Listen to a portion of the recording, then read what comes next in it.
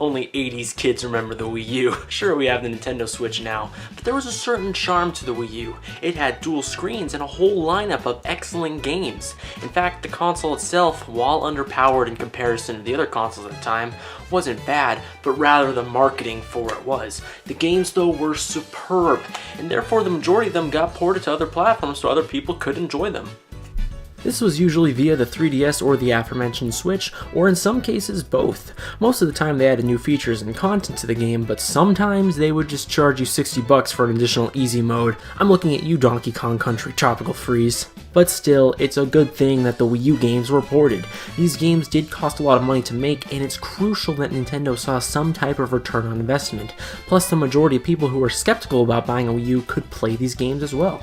Today we're going to look at the Wii U games that haven't been ported yet, and the likelihood of them being put on the Switch or 3DS.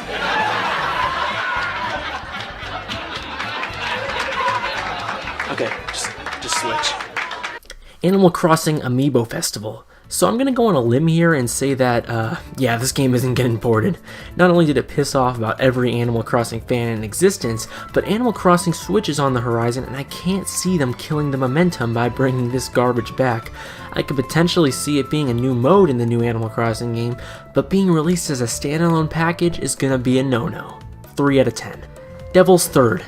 Well, this game certainly didn't perform as well as anyone expected. It was released to bad acclaim and buggy and monotonous gameplay. Nintendo saved this game from being scrapped, probably hoping it would end up like Bayonetta and also bolstering the Wii U lineup. However, yeah, this game I'm positive is one that they want to keep buried with the Wii U name. It says a lot that Bayonetta got ported to Switch and was in Smash Brothers, and this game hasn't even been mentioned since its release. 2 out of 10 chance. Dr. Luigi. How many of you even remember this game exists? I certainly didn't. I think that this game actually has a fair chance of being ported at some point. Nintendo may just throw it on there. The second we see any news of a Dr. Mario game being on Switch that's not this game, then I think it's dead. But until then, this game and its true fans can keep on dreaming.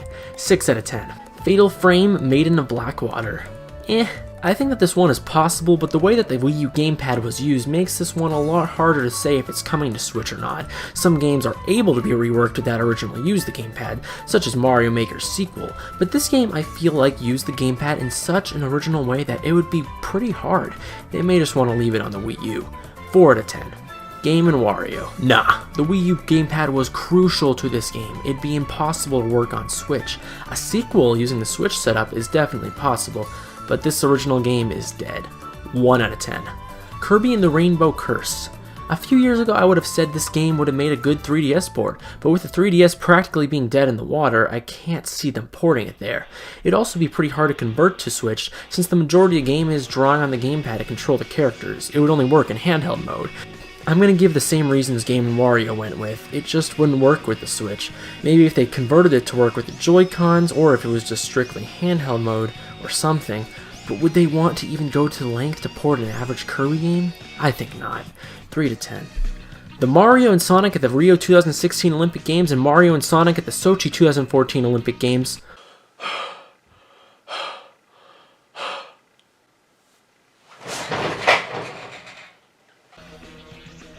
Maybe? These games didn't necessarily blow the world away with sales, and for the first time since 2008, we didn't see a bi-yearly Sonic and Mario Olympic Games release last year, so it's safe to say that this franchise is either on hiatus or dead in the water. If they really have nothing else to port, at least it's possible since these games didn't do anything too crazy with the gamepad from what I can remember. 4 out of 10. Mario Party 10, yeah, let's just bury this one. With Super Mario Party being released, I don't see them going back to this all-in-one cart crap. Besides, this would be way too hard to release on Switch. 1 out of 10. Mario Tennis Ultra Smash. 0 out of 10. Nintendo Land. I think too many people want this ported without realizing that this is just another one of those games that simply cannot work with other hardware. It'd never work on the Switch, just like Game & Wario and Kirby and the Canvas Curse.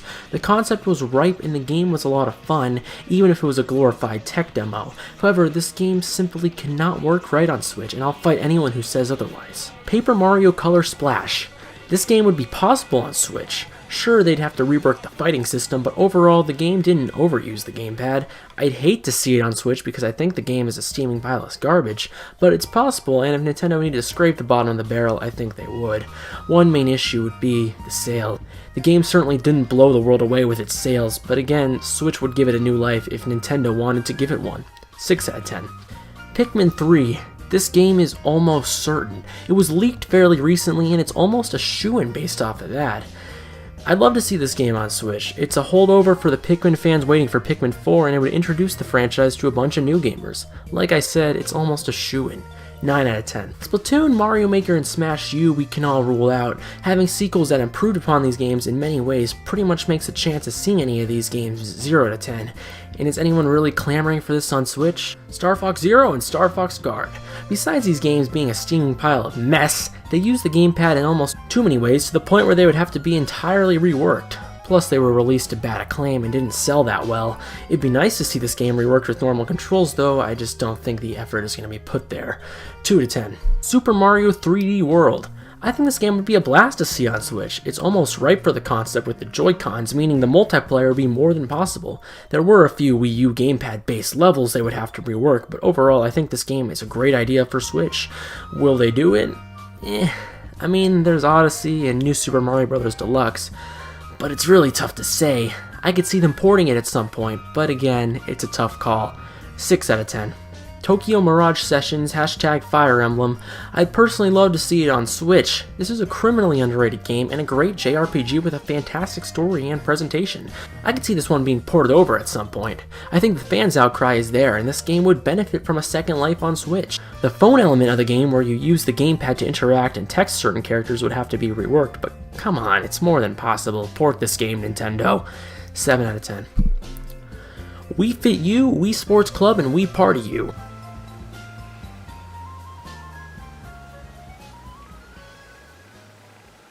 And that's about every Wii U game that Nintendo made that hasn't been ported yet. Nintendo almost has all the best candidates already on the Switch and the 3DS. Surely there are a few ones that could be ported over like Pikmin 3 and Super Mario 3D World, but after that they're going to be scraping the bottom of the barrel if they keep going down this route. Now watch as this video becomes instantly outdated after the next Nintendo Direct.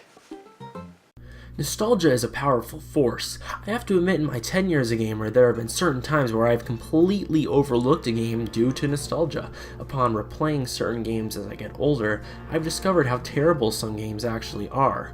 Pac-Man World 3, unfortunately, is one of those games. This is the very thesis of a bad game. It does almost everything wrong, from the aggravating combat, mediocre levels, and odd shift of tone for not only the Pac-Man World series, but for Pac-Man in general. The first two Pac-Man World games, of course, were fun, great, and colorful platformers that were really enjoyable. However, this game really gets far away from those original concepts, which begs the question, what went wrong with this game? Well, it turns out it was never intended to be a Pac-Man World game, but rather a new sub-series called Pac-Man Adventures. This cancelled project featured work from the renowned animator Don Bluth. He's best known for his work on the animated films The Land Before Time and All Dogs Go to Heaven. In terms of games he's developed, he worked on the Dragon's Lair series and Space Ace. You know the ones. You pop a quarter or two in and watch a pretty wicked animation, kind of like a QuickTime event in today's gaming terms. Don Bluth designed the early concepts for what Pac-Man Adventures would have been, including Pac-Man losing control, whatever that would have meant, in an odd adaptation of the character from Dig Dug. They ended up scrapping the project and Don Bluth was let go, but his influences do appear in the final game based on these weird creatures and architectural type levels he designed. At the very least, his tone remained present. It can be inferred that whatever Pac-Man Adventures had completed became Pac-Man World 3. We can also infer that this may have been an attempt by Namco to save a few pennies while still releasing a new Pac-Man World game. This leads to my theory that they were trying to cheap out on production, since also they hired a new studio rather than an in-house one, being Blitz Games, to produce it. Now, I'm not saying Blitz Games is a bad publisher necessarily or anything. There were far worse out there, but the games that they made when they were around definitely gave off some shovelware vibes. They worked on a lot of games that were based on other franchises and TV shows. Namco, most likely in an effort to save some money, threw the game to this developer and gave them whatever assets they had left from Pac-Man Adventures and hoped it would work out. Yeah, what could go wrong? This game was put onto pretty much any platform under the sun: Xbox, PS2, GameCube, PC, PSP, and even the Nintendo DS. Why not just put it on the Genesis at that point? When discussing Pac-Man World 3, we need to start off with the elephant in the room. This game's tone is completely different than what you'd expect from any type of Pac-Man game. This starts promptly with the title screen. Just take a look. Not only is it drab, generic, and void of happiness, it's totally not what you'd expect from a Pac-Man World game. Pac-Man is a character that thrives upon joy. Every game cover that he's been in, he's been smiling. He's Pac-Man after all, he's the Munch Man. And don't get me wrong, he's happy in this game, so it's not like he's out of character. But the world around him is out of character. The levels and music are so depressing. It's like Blitz Games never played a Pac-Man game before and did not fill out the levels, so they just made up some barren wastelands and radioactive themes combined with whatever Don Bluth had previously given them. Take a look at these types of levels. We have the aforementioned radioactive pit in Barren Wasteland, there's a building on fire, the ghost home known as the Spectral Realm. This doesn't look like Pac-Man. This serves as one of the game's main issues. You could really place any character in this game's levels and you would have never been able to tell that this was a Pac-Man game. The story for this game, while dark and out of place, is actually pretty amusing. Irwin, an evil genius, is attempting to take the energy out of the Spectral Realm, which is collapsing inward on Pac-Land. Our chummy hero, who was celebrating his birthday with his family, gets teleported by Orson, who was also in the first Pac-Man World game, to save the world. Poor guy can't celebrate a milestone birthday without some sort of chaos erupting. As the game progresses, we learn Irwin is following in the steps of the ancient civilization when they almost destroyed the world, except in Irwin's case, he's doing it on purpose. The characters in this game are actually well written. There's Pac-Man, of course, which... oh, wait. A talking Pac-Man. Oh yeah. Yeah, all jokes aside, Pac-Man is pretty funny. Uh-oh! I'm detecting a rise in energy in your sector, Pac-Man. Details of my sector's energy should be between me and Miss Pac. Thank you very much. He comes off as a second-rate Sonic the Hedgehog to me, but he knows how to joke around and is never a downer. Martin Sherman, while a little nasally, I think did a great performance as Pac-Man. He's always so positive, even when the world around him is ending. There are far worse gaming protagonists you could play as than this iteration of Pac-Man. So Orson, he comes off as a nerd but also performs as a trustworthy ally to Pac-Man. The ghosts in this game I feel are some of the best written characters. Clyde and Pinky speak in New Jersey accents, which is just funny. They labeled Clyde as the Red Ghost, which is a mistake to anyone who played the original Pac-Man, which again shows that maybe the publishers didn't exactly have their bearings straight on the franchise. Blinky and Inky are barely in this game, but nevertheless do appear and have some lines. Pinky, after you save her in the third level, never speaks again after the fourth level. I always found this weird. It felt like they cheaped out on her voice actor, and also that her character had little relevance to the whole story. Definitely an odd choice if you ask me. Clyde, on the other hand, is probably the best written out of all the ghosts. Him and Pac-Man have a funny rivalry, so they're always bickering throughout the rest of the game, which is classic. Throughout the game, we also get other side characters that help Pac-Man out in a particular level that they're in. The characters are pretty well written, albeit used sparsely, and again, don't necessarily fit into the Pac-Man cinematic universe. These characters talk to each other as you play, which I always enjoy. This is a well-written game. Even if the majority of the time I hated the gameplay and went through most of this game miserable and desolate, I was at least grinning like a chimp at the funny things these characters had to say to each other. The story isn't immersive like a Final Fantasy game, which it doesn't have to be, but it isn't shallow like, say, a Super Mario game. I'd argue that the story is better than some Sonic games, to compare the franchises yet again. It feels like a typical Saturday morning cartoon type of plot, which is exactly what I'd expect out of this type of game. If they were going to add voices and a story to Pac-Man, this is probably the best that I could expect. The gameplay isn't inherently bad in Pac-Man World 3. Pac-Man himself actually controls like a dream. Well, maybe not a dream, but a decent nightmare. He jumps and moves fluently and properly. He also has a good arsenal of moves himself as well. Pressing the A button multiple times allows you to butt bounce and destroy boxes, vases, the whole kit and caboodle. They did nerf this from Pac-Man World 2 and 1. You no longer get any type of height off of it. Pressing the B button allows you to punch. Great. And pressing the X button allows you to revel. Both can be used to hurt enemies around you. The main issue in this game isn't the controls or the story, but rather it's the combat. The combat in this game is some of the worst gameplay that I've ever experienced in any video game. There's a few main problems with the combat in this game. There's very little ways to fight the enemies. The main method of attack is the puny little punch that Pac-Man has. You can use the rev roll and you can use the butt bounce, but rarely is that the best way to fight these guys. There are certain power-ups you can get, but these don't do much in the way of helping with these drab combat sections. So there's a ribbon loop power-up which lets you make circles around the enemies, thus destroying them. This is cool looking and it gives you a little bit of a speed boost. There's a super stomp power which gives you a pretty big butt bounce, destroying the enemies around you. There's also an electric shock power pellet that lets you zap enemies. This is the only one that has any use outside of combat, letting you power up machines around you to progress. There's also a chrome power pellet that gives you a brief invincibility phase. However, these aren't enough to make the combat interesting in my opinion. A game that does combat well uses more than just a basic punch, one button as a basic attack. Even the GTA games at least use 3 buttons. There's no real combo system. There's no real way to merge attacks. It would at least not be so monotonous if there were grabs, combos, etc. At least then the game would have had fighter elements. In Pac-Man World 3, it's plain as day that this game isn't actually a fighter, but rather a platformer that desperately tried to add fighter elements. As such, most combat sections pan out like this in this game.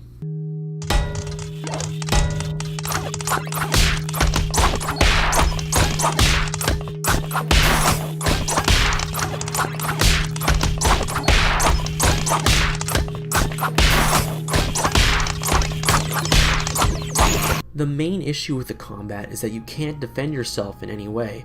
The only way to quote-unquote defend yourself is to run away from the enemies like a coward. This is a big issue. The game wants you to focus on combat, but there's no way to defend yourself and only one main way to attack. Platformers can do combat right, but they need these basic functions to thrive. The sections with the enemies go on for way too long. There will be certain points during the game where the platforming crawls to a screeching halt and you have to fight more enemies. This wouldn't be a huge deal, but these fighting sequences can last anywhere from 3 to 5 minutes and absolutely destroy the pace of the game. There are some enemies you can just ignore, but then there are some you need to kill to either progress or because rev rolling a platform with them around is impossible. Again, this kills the pace with the game. The levels drag on for way too long due to this. You'll be minding your own business, maybe even slightly enjoying the game, and then bam, a swarm of these guys. Every time that I saw the enemies in this game, I got annoyed and wanted to turn the game off. Not only are the enemies constant, but they're repetitive as well. Worst of all these enemies are the ancient defenders. The game throws so damn many of these things at you and each one takes about 1,000,000 hits to kill. I lost my mind trying to take these things on. They're so constant and repetitive. In this game, there are also segments where you chase ghosts with power pellets. At first, I actually thought that this was pretty clever, since the areas are just like maze levels in 3D from the original Pac-Man, and it was actual Pac-Man source material. However, these are just as monotonous and repetitive as the actual combat. You have to grab the power pellet, chase the ghosts, rinse and repeat. It's like playing a game of tag. The spawn limit of these ghosts are limited to 4 at a time, so again this brings down the pace of the game to a screeching halt as you wait around for more to come out. The pellets take forever to respawn as well, having you sit around waiting. Again, the problem with this is that they pop up so frequently that it kills the pace of the entire game. It's not fun gameplay. Combine it with the generic enemies that pop up frequently, and this game is just a slogfest, and it never ends. These 2 combat sections of the game nearly kill the game and ruin it for me. This is the problem with Pac-Man World 3 at its core. Platforming wise, this game is okay. The game does barely enough to keep it interesting between the levels, but it's just so simple. If you can jump with any type of confidence, you can pretty much beat Pac-Man World 3. There are all the basics, bouncy pads that send you in a predetermined direction, pack pellet loops that take you to certain places, basic puzzles, but these are all generic and mindless. As long as you move forward, you can beat Pac-Man World 3. It requires very little skill. Keep this in mind to contrast with Pac-Man World 2, which was a game where you had to be pretty good to beat the levels. In this game, you just have to be able to hold a controller. It's easy. I don't mean to rag on the game just for being easy. There's plenty to enjoy in a simple game. But when there's literally no challenge besides not trying to fall asleep and try not to get frustrated due to the repetitive nature of the combat, then this game does something wrong. Like I said, the platforming isn't bad, but it's certainly not good or necessarily creative. Oh boy, there was this one section that was timed. A bomb was about to go off and you had to climb to the top to stop it. Every time that I died, and this was a long segment by the way, I had to climb all the way back up. This means fighting all the enemies again and again and again. Have some mercy, I almost threw the game out of my window at this point. New to Pac-Man World 3, you can actually play as Clyde and Pinky. Clyde can shoot beams at ghosts when there aren't any actual Pac pellets nearby and can also knock over platforms to help Pac-Man progress through the levels. Clyde makes killing ghosts even more monotonous, however, believe it or not. You can just press the B button over and over again. Pinky, on the other hand, can materialize platforms that Pac-Man can't see to again, help him progress through the levels. Pinky can only materialize 3 platforms at a time, making each section that she's in a puzzle. Rarely are her puzzles very interesting, unfortunately. They never do anything too crazy with either ghosts. To me, I always wondered why they even bothered adding them when they have so much potential that was never tapped. Musically, this game is a mixed bag. It's not necessarily bad or anything, but it's way too ambient and weirdly situational. What I mean by that is sometimes you'll be enjoying the game, minding your own business, and then the music comes to a screeching halt and you'll just be playing the level in silence.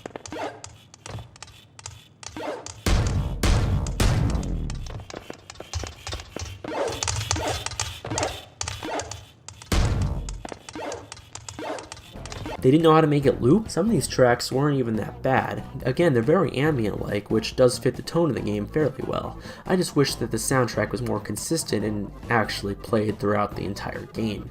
It almost felt like they ran out of time with the music at some points, since a lot of music is either reused or, like I said, sometimes there's no music at all. Another issue with the audio in this game is that it's not very well mixed. A majority of the time when the characters are talking, it's impossible to hear them because the mixing is so bad. I wouldn't know what was happening if it wasn't for the captions. Take a listen at this. Why not? Single-handedly, I'm against the time of but still I try. Yeah, and there's always that second chance. I actually didn't think this game was that bad looking graphically. As much as the levels didn't fit the tone of what Pac-Man was, they looked pretty cool. Sure, some textures are muddy, and some levels actually do look pretty bad in fact, but overall I think the game comes out on top. The lighting reflects off of Pac-Man frequently, especially in the Spectral Realm, which I thought was pretty cool. Actually, the whole Spectral Realm levels, as unfitting as they are, look pretty cool. The ghosts, the spectrums they come from, as much as I hated these sections, also looked pretty slick. Graphically, I think it's the best looking, maybe not in terms of style, but of pure graphics, out of the 3 games. I was very impressed with this game releasing in 2005 and looking pretty on par with what was to come later. There are collectibles throughout the game's levels which are scattered pretty much anywhere. Sometimes they get pretty creative with the location of the fruits and you really have to scratch your head to find them, but other times they're right out in the open or can just be found by butt bouncing a crate. There are also trophies, 5 of them in each level to be exact, that can be found throughout the level, and a trading card as well that you can view in your gallery. Collecting all the fruits and trophies just gets you more trading cards. Great. The trading cards are a big letdown in this game. It would have been nice if they had a description on them, kind of like the trophies from Super Smash Bros., but instead all you get is a pixelated image that barely represents what the card is supposed to be. They put a minimal amount of effort into this section of the game, which is disappointing since these are your really only prizes for beating the game. The only real purpose the collectibles serve besides trading cards are points. Yeah, this game has a point system to it. I get why they added it since it's the Pac-Man game and all, but come on. This really isn't the type of game that even needs points. It's a platformer. There's a whole high score section in the game and it feels so freaking superfluous. I personally gave up on the collectibles after the first few levels since I felt like there was little point to them and I wanted to focus on the platforming and just finishing this boring game. There is one more type of collectible, the Galaxian. Upon collecting this, you are transported to an original Pac-Man type maze, but oh boy. The Ghost's AI is so bad in these. They don't move around with any rhyme or reason like they did in the original arcade release. They roam around like a bunch of flying monkeys. Plus the graphics here just look bad in my opinion. The mazes are way too easy as well. Since the Ghost couldn't care less about chasing you most of the time, it gives you plenty of time to munch the pellets and power pellets. There are also power-ups in these mazes you can collect to slow down the Ghost, speed up Pac-Man, and also there's a spider that runs around the maze and drops more power pellets. What a jerk. There's also sections in this game, 2 to be exact, where you get to take hold of a giant robot from the first Pac-Man World game, Talkman. These sections are just boring. Just watch the footage. I have very little to actually say besides you just spam the trigger buttons and the B button. Did the producers actually think that this would be fun? Seriously? To me, it just screams that they were under pressure to add some more levels to the game and didn't know how else to pad the game. And that's the best way to describe Pac-Man World 3. Padding. The game feels padded. You fight ghosts. Padding. You fight bad guys. Padding. You do random mech fighting button mashing. Padding. And even then, the game is only 6 to 7 hours. This game doesn't have anything to it, unfortunately. It's void of substance. There's 2 boss fights in this game. These are incredibly repetitive and frustrating for all the wrong reasons. During the first run fight, you walk around to 3 rev roll panels and then butt bounce the boss until it kicks you out, and then rinse and repeat. He does send some troops after you, but they don't add much to the fight besides a few extra jumps you need to perform to avoid them. The final boss is very similar, which makes the whole game kind of anticlimactic. The only difference is that there are 4 rev roll panels instead of 3. Brilliant! It's also very glitchy. The hitbox on the robot never worked for me during the fight. I felt very frustrated since, to be honest, I just wanted to beat this game and never look back. In this game, there's a museum you can go to view all your cards, as I mentioned earlier. Also in this room you can play the original Pac-Man. No joke, this might be the best part of the entire game. I'm not kidding. You can also take a look at the history of the Pac-Man games released up to this date. I like this feature a lot. I really enjoyed reading about all the different Pac-Man games. Also in this museum you can see a history of Pac-Man from the creator of the series, which was a very interesting watch. It begs the question though, what would the creator think of this game? I think he'd be disappointed. Pac-Man World 3, again, is a bad game. I don't want to hate this game, but I do. It wouldn't be so bad, but the combat kind of kills the entire game, kind of. There's just so much of it. Some platforms, such as Sonic Unleashed, do combat right to the point where it's not drab and frustrating. However, Pac-Man World 3 is not one of those games. I struggle to even call this game a platformer due to half the time you aren't even platforming. Worst of all, this game completely persuaded me into thinking it was something it wasn't due to my nostalgia. In conclusion, this game is a letdown. It's not as bad as, say, Sonic 06, but definitely not as good as a Sonic Adventure game. If I were to make a comparison on the Sonic scale, I'd probably say it's equivalent to Sonic Boom: Rise of Lyrics. It's disappointing that the Pac-Man World trilogy had to end on such a bad note, but there is value to be seen in the game. The graphics and the music are pretty good, and you can play the original Pac-Man in this game. It's not a total waste of your time. It's definitely a mixed bag, unfortunately. That's Pac-Man World 3, a mixed bag. Nintendo, while a gleaming success now with the Nintendo Switch, have definitely had some rough years. Looking back, the Wii U era was just bad. While the first half of the console's lifespan had good games coming out, releases were fluid and constant, the people were happy who owned a Wii U, even if people weren't buying the console too often. Then E3 2015 happened. I will maintain my stance that E3 2015 could have been the make or break year in terms of success for the Nintendo Wii U. This console would have never taken down the PS4, but I feel like with the right advertising and Steam that it could have at least been on par or close to the sales of the Xbox One. But then this E3 happened and oh my god, did this do more damage to the Nintendo brand than anything that has come before or after it.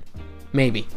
It started with the announcement of a trailer that looked pretty promising. They had Reggie Fils-Aimé announcing that they'd be bringing back Nintendo World Championships, which hadn't been a thing in decades at this point.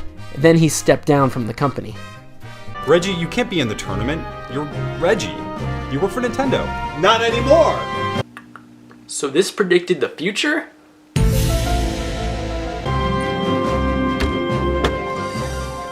I'd like to introduce your new boss, Tanner, my successor. How is this going to work? I don't know. Ask him. He's the boss.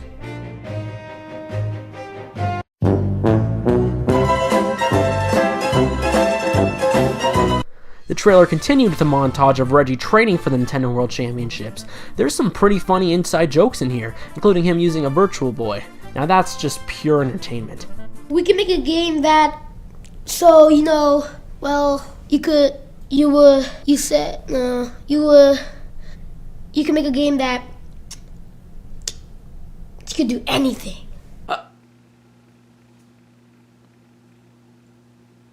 So like life.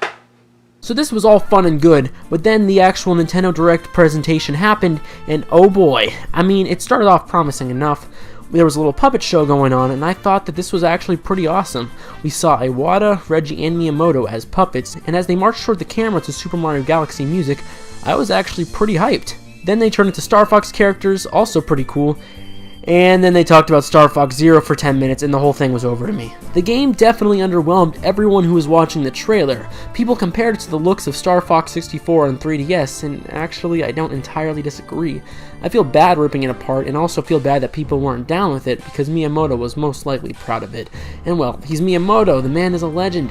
But this game is just a misstep and the E3 presentation for it burned people out. They talked a lot about the motion controls, which begged the question, was this game playable without the motion controls? Well, shucks, it isn't. Next up on the plate was Skylanders Superchargers, which again was pretty underwhelming. The main announcement was that there would be Mario characters in Skylanders and they'd be released as amiibo, being Bowser and Donkey Kong. This probably would have been better if it was an Activision stream rather than Nintendo's. It really felt like filler considering they had a whole segment on this at all for E3. The majority of Nintendo fans couldn't care less about Skylanders. Again, to use the phrase, underwhelming. Then announced was Zelda Triforce Heroes, which, if we're being real, this is unfortunately one of the best parts of the Direct. It follows the sub-series of Zelda games where you work together and solve puzzles. Again, nothing bad and pretty exciting for some fans, but again, filler is the word to describe this. This would have been a fine announcement for an April or March Direct, but for E3, come on. A port of Hyrule Warriors was announced for the 3DS, pretty much putting another pin in the Wii U's coffin while it was still technically alive. And then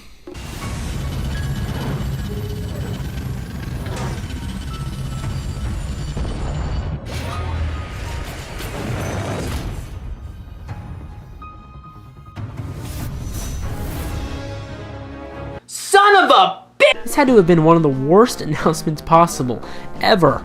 We haven't had a Metroid Prime game or any Metroid game since Metroid Other M, which debatably was a bad game, and then this comes coming along looking like one of the worst games possible.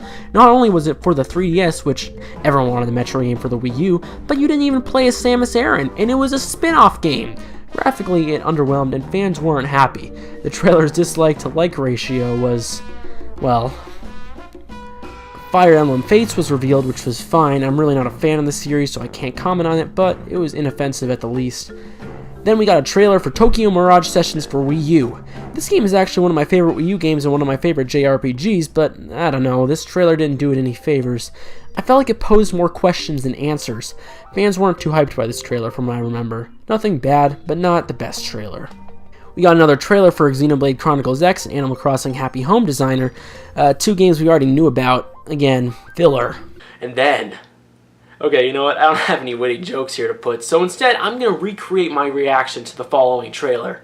Yes! Yes! Animal Crossing on Wii U! What the frick? Yeah, I've already talked about this game a fair amount on this channel, but this is one of my least favorite games of all time. People were really expecting a new Animal Crossing game for the Wii U, and this just people right the frick off, including me.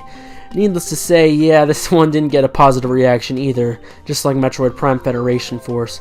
At this point, two major stinkers in the form of spin-offs to games where people wanted the main series. The direct to meme was officially over here. I hadn't seen such a catastrophic event at this point in my time in my life, and I was crushed. Next up was Yoshi's Woolly World and Yokai Watch. Nothing too much to comment about, just feels like more filler to me. We got Mario and Luigi Paper Jam, which again, to use the same word, say it with me, filler.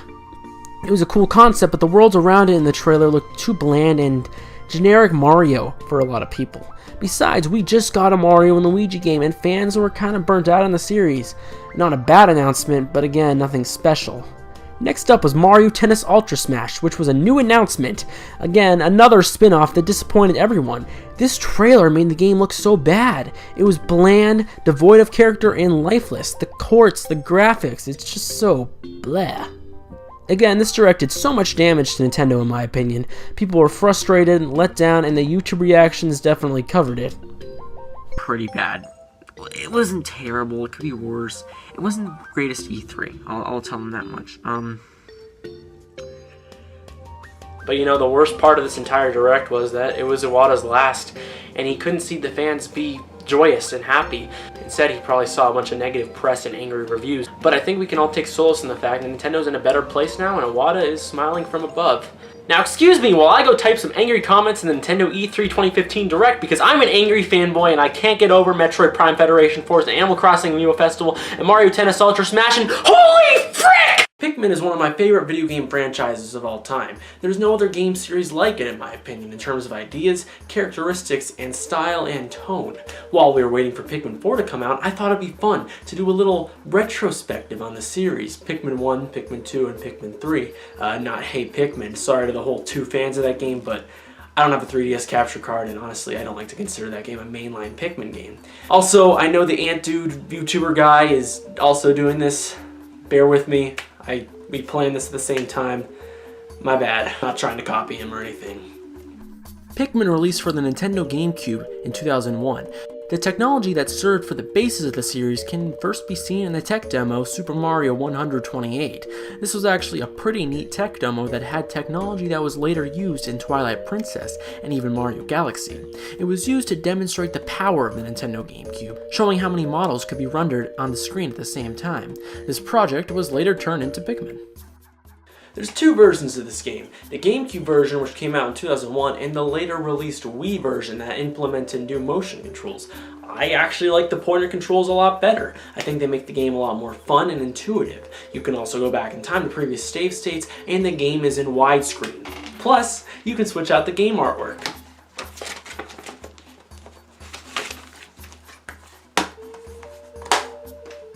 I'm a nerd! Pikmin follows the story of Captain Olimar. It's a simple story, nothing too complicated. He's traveling through space, minding his own business, when one day he's hit by an asteroid and crash lands onto a mysterious planet. Here he thankfully finds an object he calls an onion, which mysteriously sprouts a creature he dubs Pikmin, named after a snack on his home planet, Pick Carrots. Thank God Olimar landed in this particular area. I mean, there would be no game without it. Olimar soon learns that you can use this Pikmin to sprout other Pikmin, with the pellets around the base. Putting these into the onion gives you, like I said, more Pikmin. With teamwork, the Pikmin push the box and carry back the ship's engine, making you able to fly back and collect the other parts before your 30 days of oxygen are up. There's 30 in-game days as I mentioned earlier, and each day takes about 13 minutes. Some people don't like this challenge, they think it restricts the game and puts it on a time limit that doesn't need to be there, but I actually encourage this challenge. I thought it added a lot to the game, made it more fun, and gave Pikmin its own distinct style. Instead of just exploring the whole world, you're exploring the world with a purpose, something that encourages you to play a little bit better. You can multiply these Pikmin by not only bringing back the pellets, but by bringing back enemies as well. You can only have 100 Pikmin on the field at once, however. The rest just stay in the onion. The Pikmin are joyous creatures. They're fun and enjoyable with a hint of being mysterious as well, because they don't talk or anything. Soon, Olimar discovers the other types of Pikmin living on the planet. These are yellow Pikmin and blue Pikmin. These are the 3 types of Pikmin in the game, and the system for them works great. Red Pikmin can go through the fire and the flames, and can also attack with more damage. Blue Pikmin can go through water, and yellow Pikmin are as useful as my left shoe in this game. They do throw higher due to their ears and can hold bomb rocks, but that's about it. They're definitely the most situational out of all the Pikmin. They can be annoying. Separating them with the X button does pose frustrations, and it can be hard to grab a particular color, especially in tight spaces. They also do trip, they can be kind of clumsy sometimes.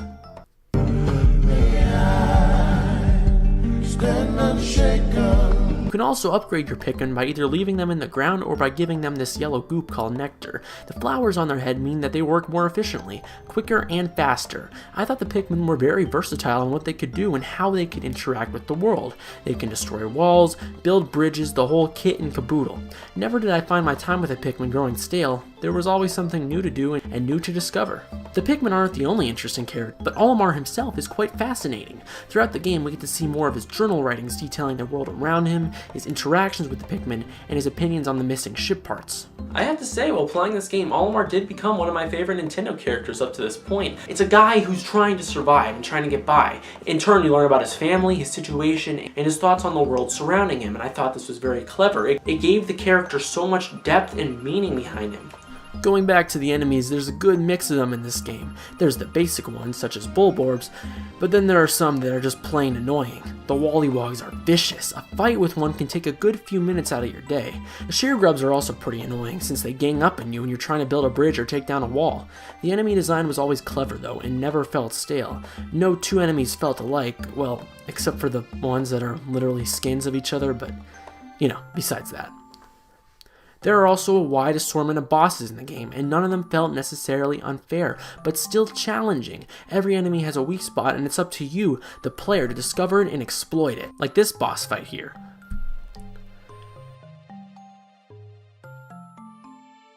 There's even some optional boss fights in the game, 3 to be exact, which I thought were really awesome. Not the actual fights, since 2 of them were easy and the rewards weren't more so that they added whole new enemies that you may not even see in a playthrough. The Smoky Prog is the hardest of these guys, the hardest of the game downright, and to be honest, I did not like this boss fight. There's no real weakness for taking him down, and he just outright murders a lot of your Pikmin. But again, optional. I do have to say there was one major negative with fighting the enemies. Sometimes when you were fighting them, your Pikmin would clip out of bounds, thus killing them. The same thing would happen if they were under a bridge when it was completed. Look at this fight, for example. I didn't lose any to the enemy, but what? I lost like 20 Pikmins just from this crushing glitch. It's disappointing in my opinion. For one, they didn't bother to fix this in the Wii release, and two, it makes no-death runs in this game close to impossible.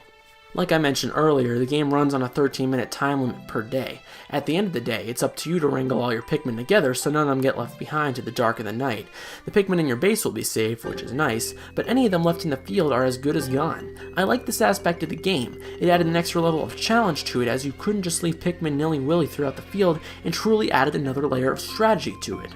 Some of the ship parts you collect are optional, so you don't have to collect all 30. You don't even have to go to the final area if you don't want to.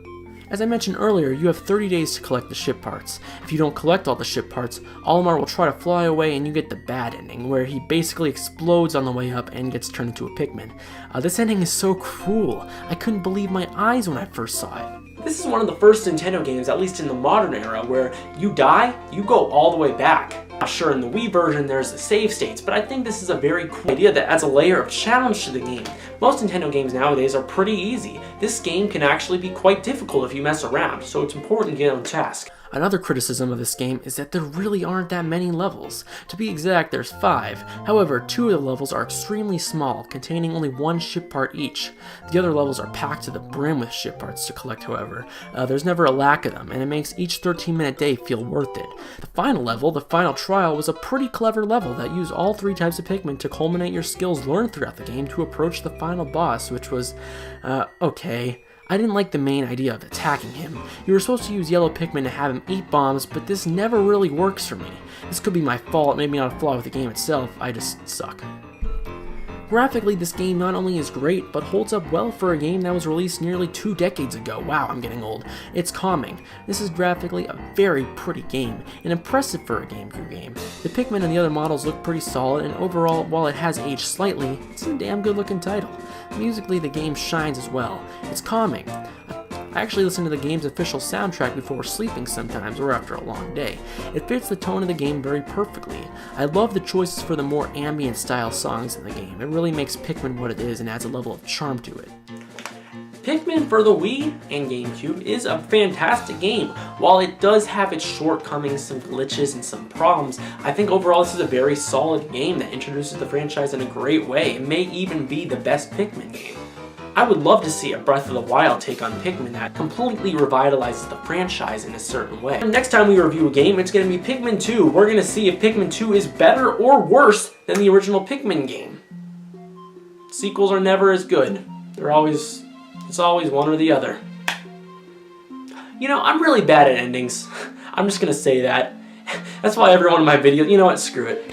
Last week on Gaming Compass, we took a look at Pikmin, a game released for the Nintendo Wii and Nintendo GameCube that held up pretty well for a game released in 2001. I didn't really go in depth with the enemies, and for good reason. I wanted to make a top 10 list about them. Welcome to the top 10 worst Pikmin 1 enemies. A list that will surely invoke some type of PTSD.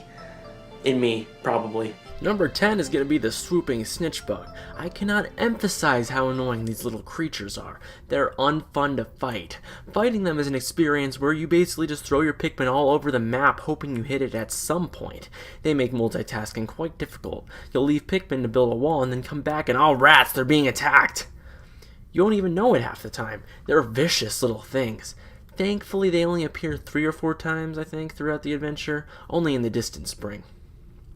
Number 9 are the shear grubs. They aren't hard to take down individually, but in groups, these little guys are vicious. They gang up on you, mainly when you're trying to build a bridge or take down a wall. The purple ones are the ones you really have to look out for in this game. They're the killers. You can't even swarm them effectively, as they'll always take out one Pikmin. Again, they're not too bad on their own, but combined, they're just evil. The shearwigs are an extension of these guys, being able to fly, and they're also pretty annoying. Again, they gang up around the bridges and just destroy your progress. Number 8 are the bread bugs, or bread bug? There's only one of these guys in the game. The first time you play the game, you may have no idea what's happening. You can't swarm them or anything, and they just try to steal your pellets or the enemy corpses. They'll fight the Pikmin for it and try to take them all the way to the base. Even then, they don't completely die and you need to throw more Pikmin on top of him. Again, there's only one of these things in the main mode, so why did they even bother? Number 7, we have the fiery blowhog. These little things are just irritating. They make it so you can't use any Pikmin besides red Pikmin to carry back your ship parts in the forest navel. You can kill them if you wish, but that's just a major waste of time in my opinion. Definitely not worth the effort. The main thing is that they can attack your yellow and blue Pikmin by spewing fire on them, which will kill them if they remain unwhistled. It's just another layer of annoyance in the forest navel, which brings down the fun of the level in my opinion. Number 6 is the puffy blowhog. Oh my god. In my last playthrough, I actually extremely dislike these guys. They just blow your Pikmin everywhere, which deflowers them, which means you have to get more nectar to flower them up again. They just blow your Pikmin everywhere, and they're always placed where there's other enemies around. Not only that, but they're a big pain to hit and take down. They also have a ton of health, and the reward for taking them down is pellets. Great. Thanks for wasting my precious time, Nintendo. At number 5, we have the spotty bullbear. These guys aren't necessarily hard to fight, but there's one glaring issue with fighting them. In the original Pikmin, there are various glitches that weren't fixed in the Nintendo Wii version. One of these being the crushing glitch. Basically, when you fight an enemy, sometimes your Pikmin clip through the ground, thus killing them. This happens a lot when you're fighting the spotty bullbears, and I mean, most of the time you fight the spotty bullbears. They're big and basically a hard version of the Bulborb. You really got to go and prepare to attack these massive beasts, and there's so many of them, usually back to back when you're fighting them. Definitely one of the worst enemies of the game. Number 4, we have the final boss of the game, Emperor Bullblax. Now this boss fight, for being a final boss, isn't the hardest enemy in the game, but still can be pretty frustrating. The mission here is to toss a yellow Pikmin with a bomb near his mouth so he throws it in, thus stunning him so you can attack him in this manner. This proves to actually be pretty difficult in my opinion. I can never get the timing down right. The actual boss fight isn't that hard. You still do have a good window to attack him if you stun him, but it still proves to be frustrating and not optimal. Definitely not the most fun of enemies to attack in my opinion, and also not the best way to end the original Pikmin. Number 3 is the oh-so-threatening Beady Longlegs. It's best to go in with small numbers, but he can crush so many Pikmin in one single step, it gets quite frustrating. In my playthrough, I actually had to go back to the Onion during this boss fight to get more Pikmin. That's how badly he decimated me during this time period. He moves so quickly, and it's often randomized how fast he can go. Plus, this boss has a ton of health. It takes over half a day to destroy him. Number 2 is the Wollywogs. Oh, bloody hell. These guys are evil. Swarming them doesn't really work, and throwing them on top of him works better, but is a lot slower and still leaves many Pikmin vulnerable. Plus, they can kill off so many of your Pikmin, not only to legitimate combat, but also to the stupid crushing glitch I mentioned earlier. There are so many of these guys in the game, it's not like the bread bug where there's only one. Very frustrating enemy to take down in my opinion. Number 1 is the Smoky Prog. I talked about it last week, but to summarize, this boss is the hardest in the game, bar none. There's also no real way to kill it, and to put it nicely, this thing decimates your Pikmin, just destroys them. There is a good reward for taking him down, and it looks pretty cool, and it is optional, but besides that, it's frustrating to beat. Screw this boss. Pikmin 1, while a really fun game that again held up really well, it has its share of bad enemies. Now excuse me, I had to move to Canada. The internet is going to kill me for having an opinion, so bye. Video game launches are something that should be celebrated. It's the culmination of much hard work from the developers and many months and years of hype from the fans. Lots of games came out on Tuesdays for a while, which we can attribute to Sonic the Hedgehog 2 for the Sega Genesis. This was planned to be one of the world's first global launches, meaning that the game would be released everywhere on the same day. They later dubbed it Sonic Tuesday. Ha ha ha. Before this game came out and implemented Tuesdays, games would just release whenever and wherever. There certainly weren't any big releases for Atari or NES games, for example.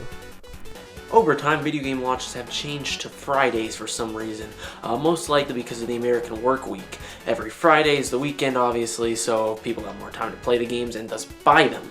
It's basic economics. I don't even know why I explained it.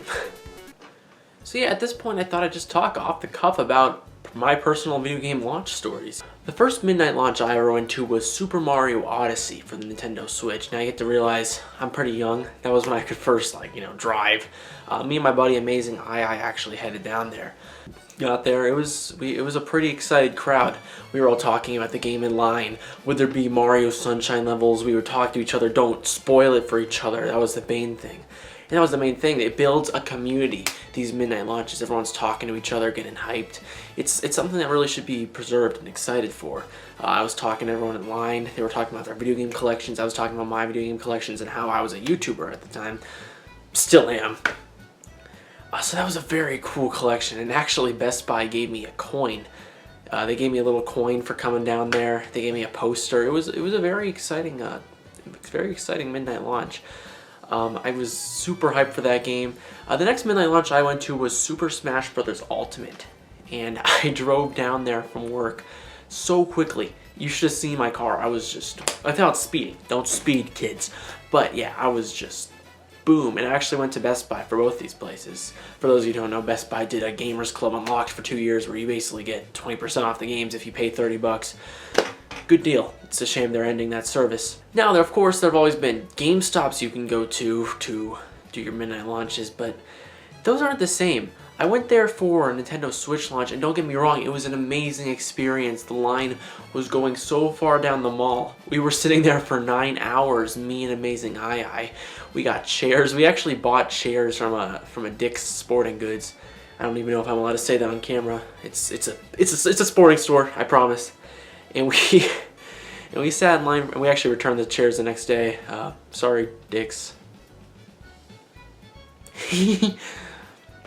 So we actually sat there for, we bought the chairs and we returned the next day, and we sat there for like 9 hours. We'd get food, we'd get Starbucks, another thing. I'm sorry I'm not sponsored by any of these people. I'm just saying their names on this video. But yeah, it was a great time, and you really build a community with these people.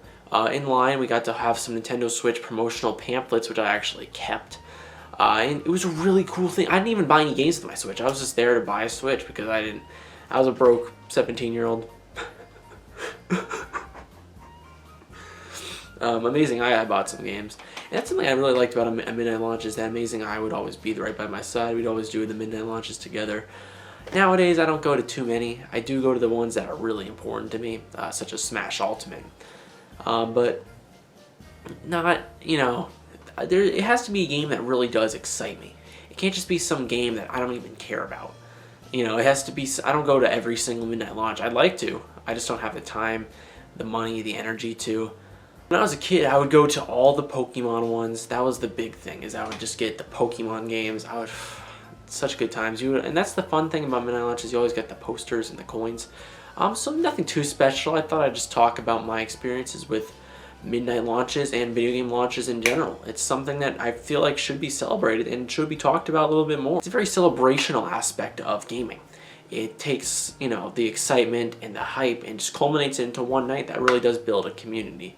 Now, if you excuse me, I'm going to go stand in the midnight launch for Pong 3. Coming out for the Atari VCS. Can't wait. Hello everyone, it is Gaming Compass here, and I just wanted to speak for a minute about the new game that is coming out, Rolled Out, and why you should support it. Rolled Out is a game that's pretty much going to be a spiritual successor to Monkey Ball. Those of you who have been following the channel for any length of time knows that I am a big Monkey Ball fan. I've reviewed or talked about most of the games on this channel, mainly as the character Mr. Shovelware, who has a personal grudge against, Adventure and Banana Blitz, two of the worst Monkey Ball games in my opinion.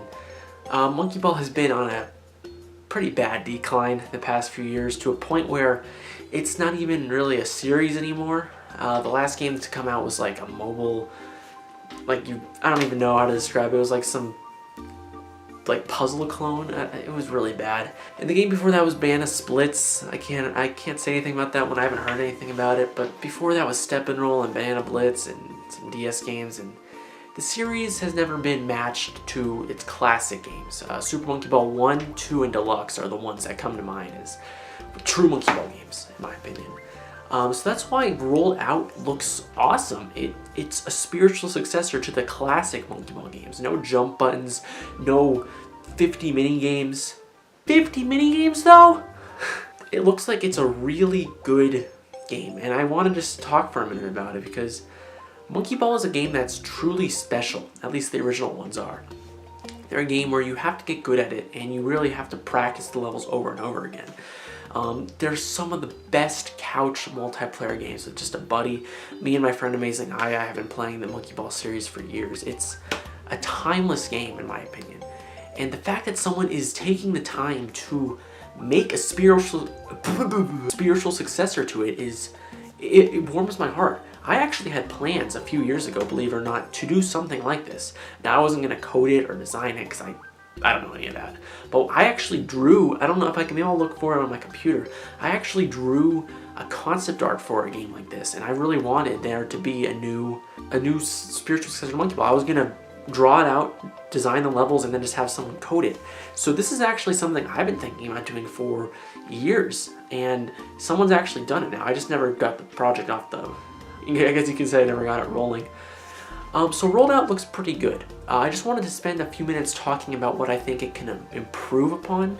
I do have to say the graphics are good. They look HD, but something about it just looks a little unprofessional. You can tell it was like a fan game.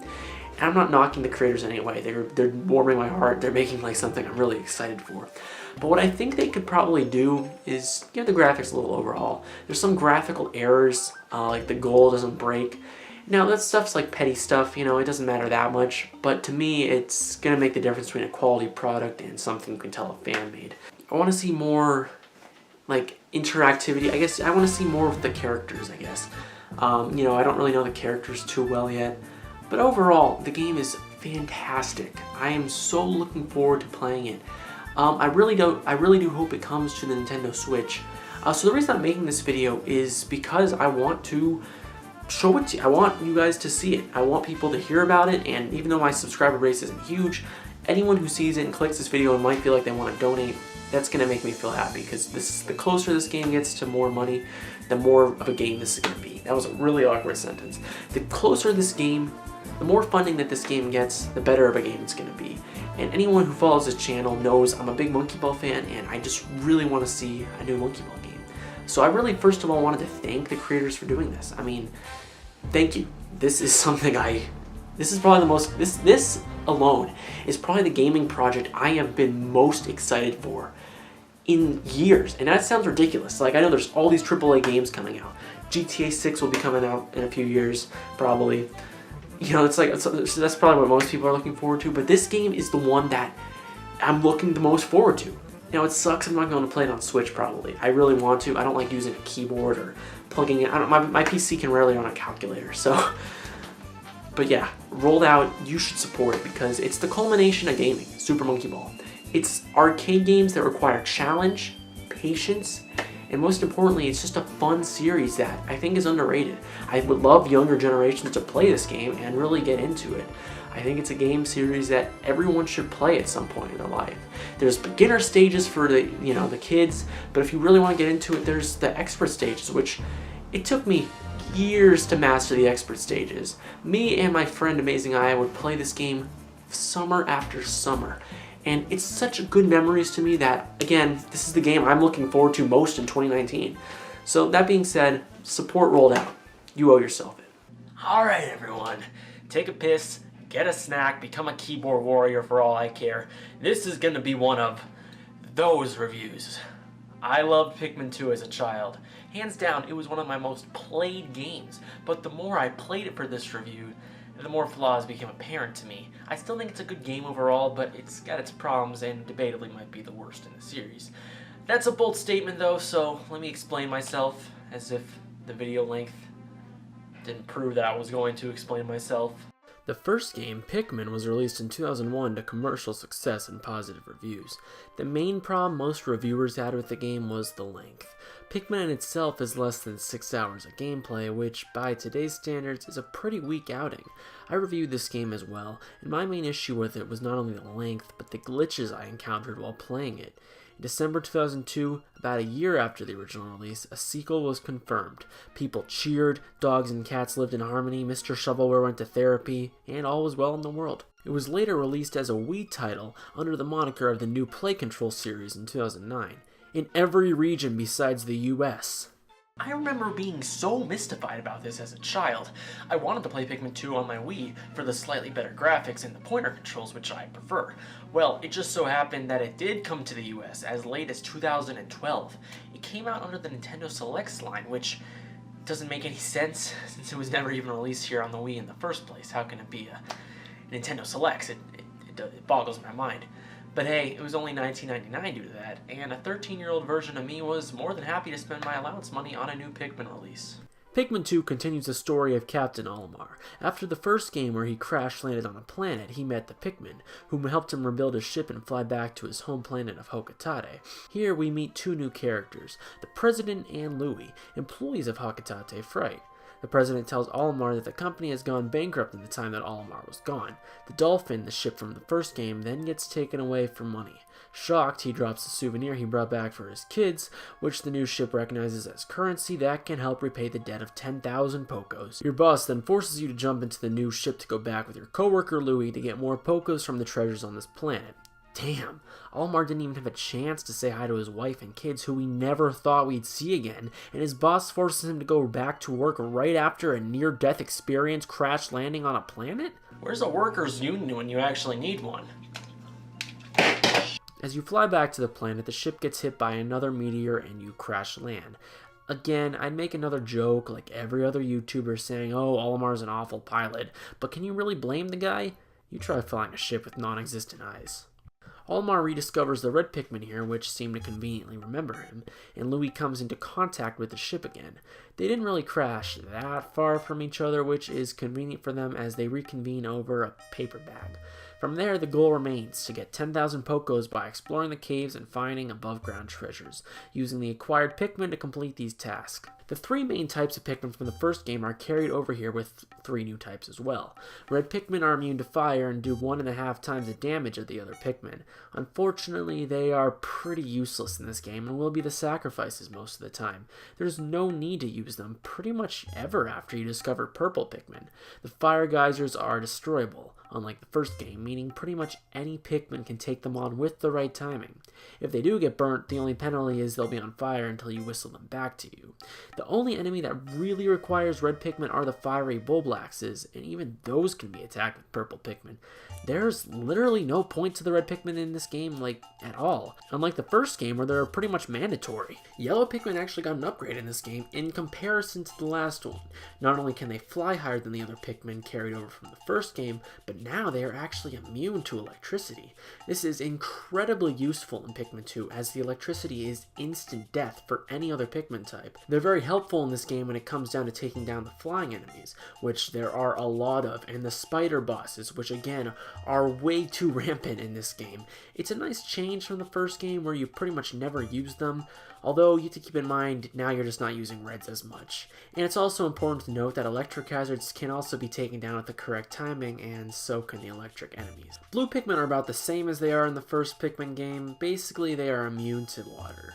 Nothing really special remains about them, but you want to make sure you spread out a lot of them in this game since there are lots of water sections and portions. Purple Pikmin, well damn, where do I begin? These guys do 3 times the damage of a regular Pikmin, can carry 10 times their own weight, and are slow as molasses to trade off.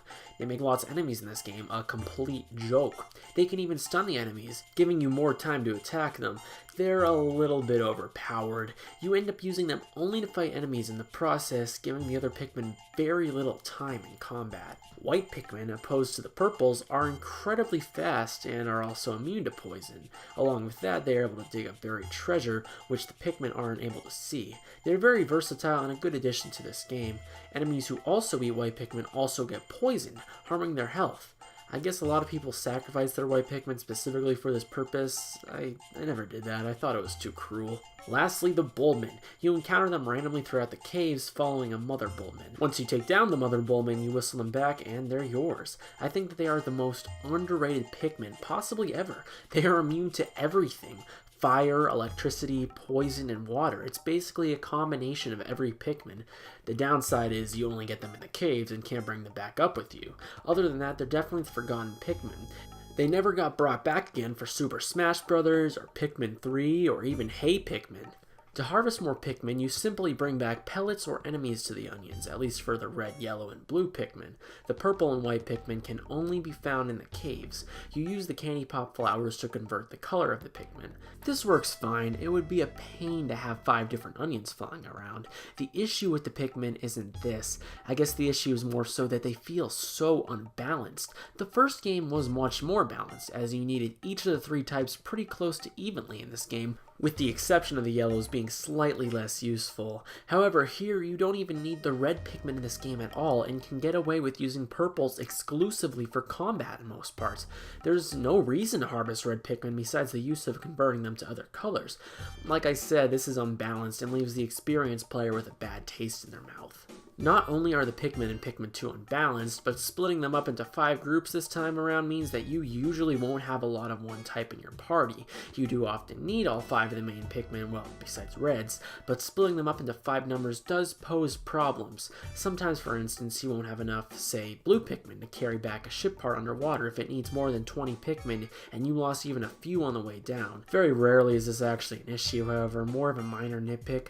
I just think the game would have benefited from having more than 100 Pikmin on the field at once, but hey, limitations of the GameCube and all. The Pikmin are fun creatures though, like I said in the last game. They're cute, have fun animations, and sing along as they walk with you. They're pretty versatile in their design, and solving puzzles of them are usually pretty fun. You can use Nectar to convert them to Flower Pikmin, which makes them a hell of a lot faster and stronger in combat. The issue with the Nectar, which was also in the first game, is that one single Pikmin can consume an entire drop of Nectar. This is dangerous, as if all your Pikmin aren't swarming the nectar, you lose an entire drop to potentially one single Pikmin. New to Pikmin 2 are the Ultra Spicy and Ultra Bitter sprays. You can collect berries to obtain these sprays. The Ultra Spicy spray pretty much puts your Pikmin on steroids. They work even faster and stronger than the Flower Pikmin. The Ultra Bitter spray can be used to stun enemies in stone, which is incredibly helpful considering how difficult this game can be. If an enemy is in the direct line of you already eating your Pikmin or comes out of nowhere, these are incredibly helpful. You can collect 10 berries from their respective plants to get these sprays, or like any sane planetarian would do, you can simply get the outright potion by destroying eggs or attacking flint beetles. There's even a glitch in this game where you can get 2 potions in one by lining up Olimar and Luby with the potion, and then both the captains go for it at once. This game is pretty brutal, as I talk about later, so I don't feel bad about it. The game controls feel pretty fluent. You use the pointer controls to dictate where your Pikmin are thrown, which is, in my opinion, the definitive way to experience a Pikmin game. The nunchuck obviously moves the captain around, with the C button disbanding the Pikmin. This, like every other reviewer and their mother have stated, doesn't do a great job at disbanding the Pikmin. They always end up going so close together, and it's pretty difficult to pick out the color that you actually want. This is especially an issue in the caves, as the pathways you have are really cramped and don't offer you much room. It doesn't even feel like it was designed for you and your Pikmin to separate most of the time. Pressing down on the D-pad swarms your Pikmin just like it did in the first game. This can be used to attach the Pikmin onto a surrounding enemy, bridge, or object, and is essential if you want to be good or efficient at this game. New to Pikmin 2 is the addition of another playable captain, in this case being Louie, and later playable becomes the president himself. Damn. That's what you call a true citizen. I need a minute. Fake tears. The idea of a second playable captain is to divide and conquer the areas together, which, I mean, kind of works. The real issue with the second captain is that there isn't a whole lot you can actually do with them. I see what the game designers were going for and I give them credit for it, but the issue is it's impossible to dictate which each captain does unless you're in control of them. I don't mean to compare it to the sequel, but in Pikmin 3 the captains are able to move on their own to take care of tasks with a group of Pikmin. In this game you aren't really able to do much with the captains unless one is waiting by a group of Pikmin, destroying a wall or building a bridge, or one wants to hang back by base. There are moments where a captain will come in handy, specifically during the boss fights in which 2 captains are crucial, so I'm not going to say the addition of a second captain was a total waste, as there are still moments where it does come in handy, but for the most part it doesn't add a whole lot to the gameplay. Not to mention the fact that this game is less real-time strategy and more combat driven anyways. You have 13 minutes in each day before you have to go back to the onions and call it quits for the night, as the creatures are far too vicious for you to keep exploring at the nighttime. The caves don't pertain to this time limit, however, and lets time stand completely still. Pikmin 2 and the above ground portions of the game feels like classic Pikmin. However, the only issue with these levels is, well, with the exception of Valley of Repose, they are completely remixed from the first game, meaning that they literally took the levels from Pikmin 1, moved the enemies, changed some aesthetics, and bam, they're quote-unquote new. On one hand, I thought this was kind of cool, as it was a nice throwback to the first game, and I can understand how game development is expensive and that it might have saved them a few pennies just by repurposing the old ones. On the other hand, how lazy can you possibly be? The Perplexing Pool and the Awakening Wood aren't even that aesthetically different enough to distinguish themselves from the first game's Distant Spring and Forest of Hope, respectively. It's disappointing, as we've only had 3 Pikmin games and 2 of them have the same levels. A lot of the enemies from the first game make an appearance here, but oddly they're much easier to beat than in the first game. For example, here's a comparison of me taking out a Wollywog from the first Pikmin game in comparison to the second.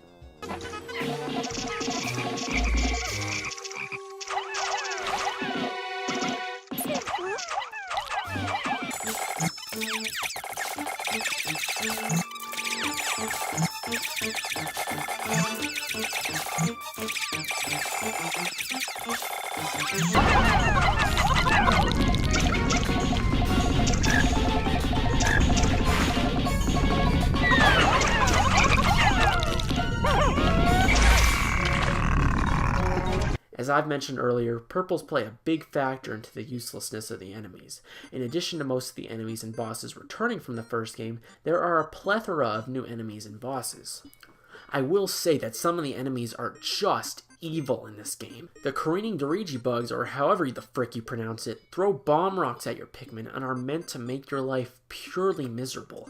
Yeah, speaking of bomb rocks, they are no longer usable by the Pikmin. Instead, they're usually littered throughout the floors of the caves. Not only are they out there in the open, but they often fall straight from the sky just to piss you off. This does not feel like good game design to me. Sometimes, due to the randomly generated nature of the caves, you'll be trapped into a corner by them and have no way to avoid it. Thankfully, this game lets you reset on each sub-level. If not, this game may as well have been impossible. Not only are there bombs that fall from the ceiling, but spider bombs that follow you around instead. This game got way too carried away with these. These aren't a fun challenge. It's nothing that challenges your brain in a fun way. It's just cruel. In addition to bombs, a new hazard that also falls from the sky are the boulders. What's the point of them? They pop up at the worst possible moment. Sometimes you'll be fighting a boss, and the boss will rain these down at you when there isn't even much room to run around in, and again, you'll be trapped. As I've said, this doesn't feel fun. It feels like a slap in the face. Okay, enemies. I'm going to try to stay on topic. Going back to the enemies, there's the bumbling snitch bug, which is just a miserable creature. Instead of picking up your Pikmin, they pick up your captains. This is an interesting mechanic, but I brought up this enemy to highlight a major oversight with this game. There is no way to heal yourself, unlike the first game. This is dangerous because this game is much, much crueler than the first game in terms of enemies, and you'll often be using one of 2 captains to fight a boss. If that captain dies, he's done for the day.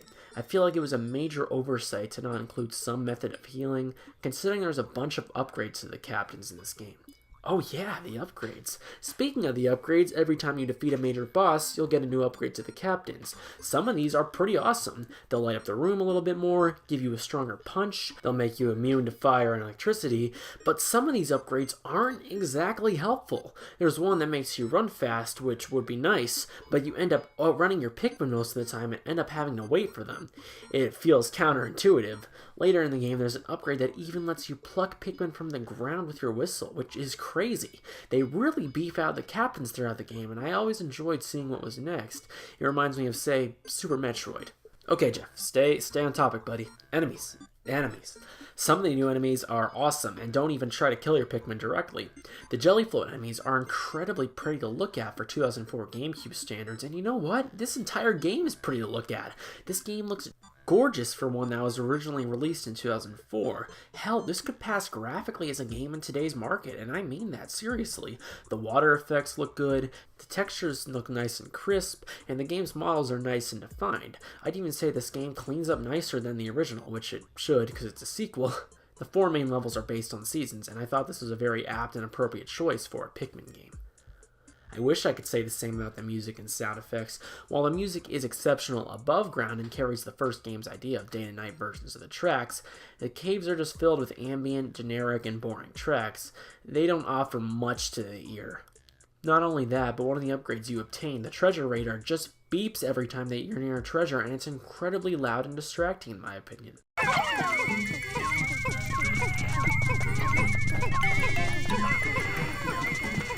I think that the idea of a treasure radar was a good one, considering that's the whole purpose of the game, but why did it have to be so annoyingly loud? Maybe I'd even be able to hear some of these cave themes if it wasn't for this stupid radar. I got off a topic again, didn't I? Okay, well, back to the enemies. There seems to be a theme at this one. Bulborbs and spiders. This game loves using both of them. I'm surprised there isn't a Bulborb spider enemy. There are a whopping 5 different versions of the Bulborbs in this game, along with Emperor Bulblacks from the first game and a new Empress Bulblacks introduced here. Emperor Bulblacks they completely nerfed. While it took new players an entire in-game day to beat him before, here he goes down within seconds. Actually, most of the bosses that were carried over from the first game are taken down within mere moments in this sequel. As I mentioned earlier, the enemies are in the same boat. I kind of welcome this change of pace, as some of the enemies took way too long to defeat in the first game, and it fits the pacing of Pikmin 2 very nicely. Empress Bulblack starts off real easy, but as the game progresses and you run into her 2 more times, she becomes brutal. She literally births children as you fight her, and then more rocks come crashing down from the sky. Jeez. As I mentioned, the game loves its spiders. Not only are there elemental versions of each, but the bosses are frequently spiders. Beady Longlegs returns from the first game, but that's only the beginning. Man-at Legs is a mechanical spider that has a machine gun. Yeah! I'm playing a Nintendo game where a spider shoots you and your Pikmin with a machine gun. Holy crap. Then there's the Raging Longlegs, which is the biggest enemy in the game with the most health. It's pretty brutal. In fact, they did an upgraded version for most of the bosses from the first game. For example, the Burrowing Snagger returns in this game with an upgraded version called the Pileated Snagnet, which is nothing more than a harder version of the first mention. Some of these bosses, as I mentioned, require you to use both captains to defeat them, such as the Raging Boister, which doesn't really care about your Pikmin, only the captain, and the same kind of deal happens with the Segmented Crobster. While yes, the bosses are pretty difficult in this game, they're creative and introduce new ways to stimulate the combat. The giant bread bug, believe it or not, is probably my favorite boss fight in this game. He runs around the stage and tries to grab treasures and corpses to bring back to his lair. You must use your Pikmin to challenge his theft skills and defeat him. This is really clever. In fact, I wish they kind of experimented more with these bosses like this that really challenge you to do something different. Some of these enemies, crazily enough, you can manipulate into attacking each other. This is mainly seen with the armored cannon larvas, which alone are pretty tricky to take down, but if you just brave it alone with a captain, you can simply overrule and dominate. I doubt this was intended by the game developers, but still, as an alternative way to fight the enemies, I thought it was clever and let the player develop their own strategies to a situation. New to Pikmin 2 are enemies that have to be taken back to base, or else they can actually come back to life and attack your Pikmin again. I think there's only like 2 enemies that actually do this, but what I always did was use an Ultra Bitter Spray, so I wouldn't even have to worry about carrying them back. Once you attack them with this and kill them, they just drop nectar and don't even have a corpse. However you feel about the enemies in this game, they are creative and add a lot to the lore of the Pikmin universe. While I do think the combat in this game is a main issue, it's not because of the enemies, but rather the repetitive nature of it. Adding to my opinions about the lore of the Pikmin universe, though, is an entire Piklopedia that just magnifies the scale of the Pikmin universe and adds a whole new layer of depth to it. Here, you can read Olimar's notes on the creatures.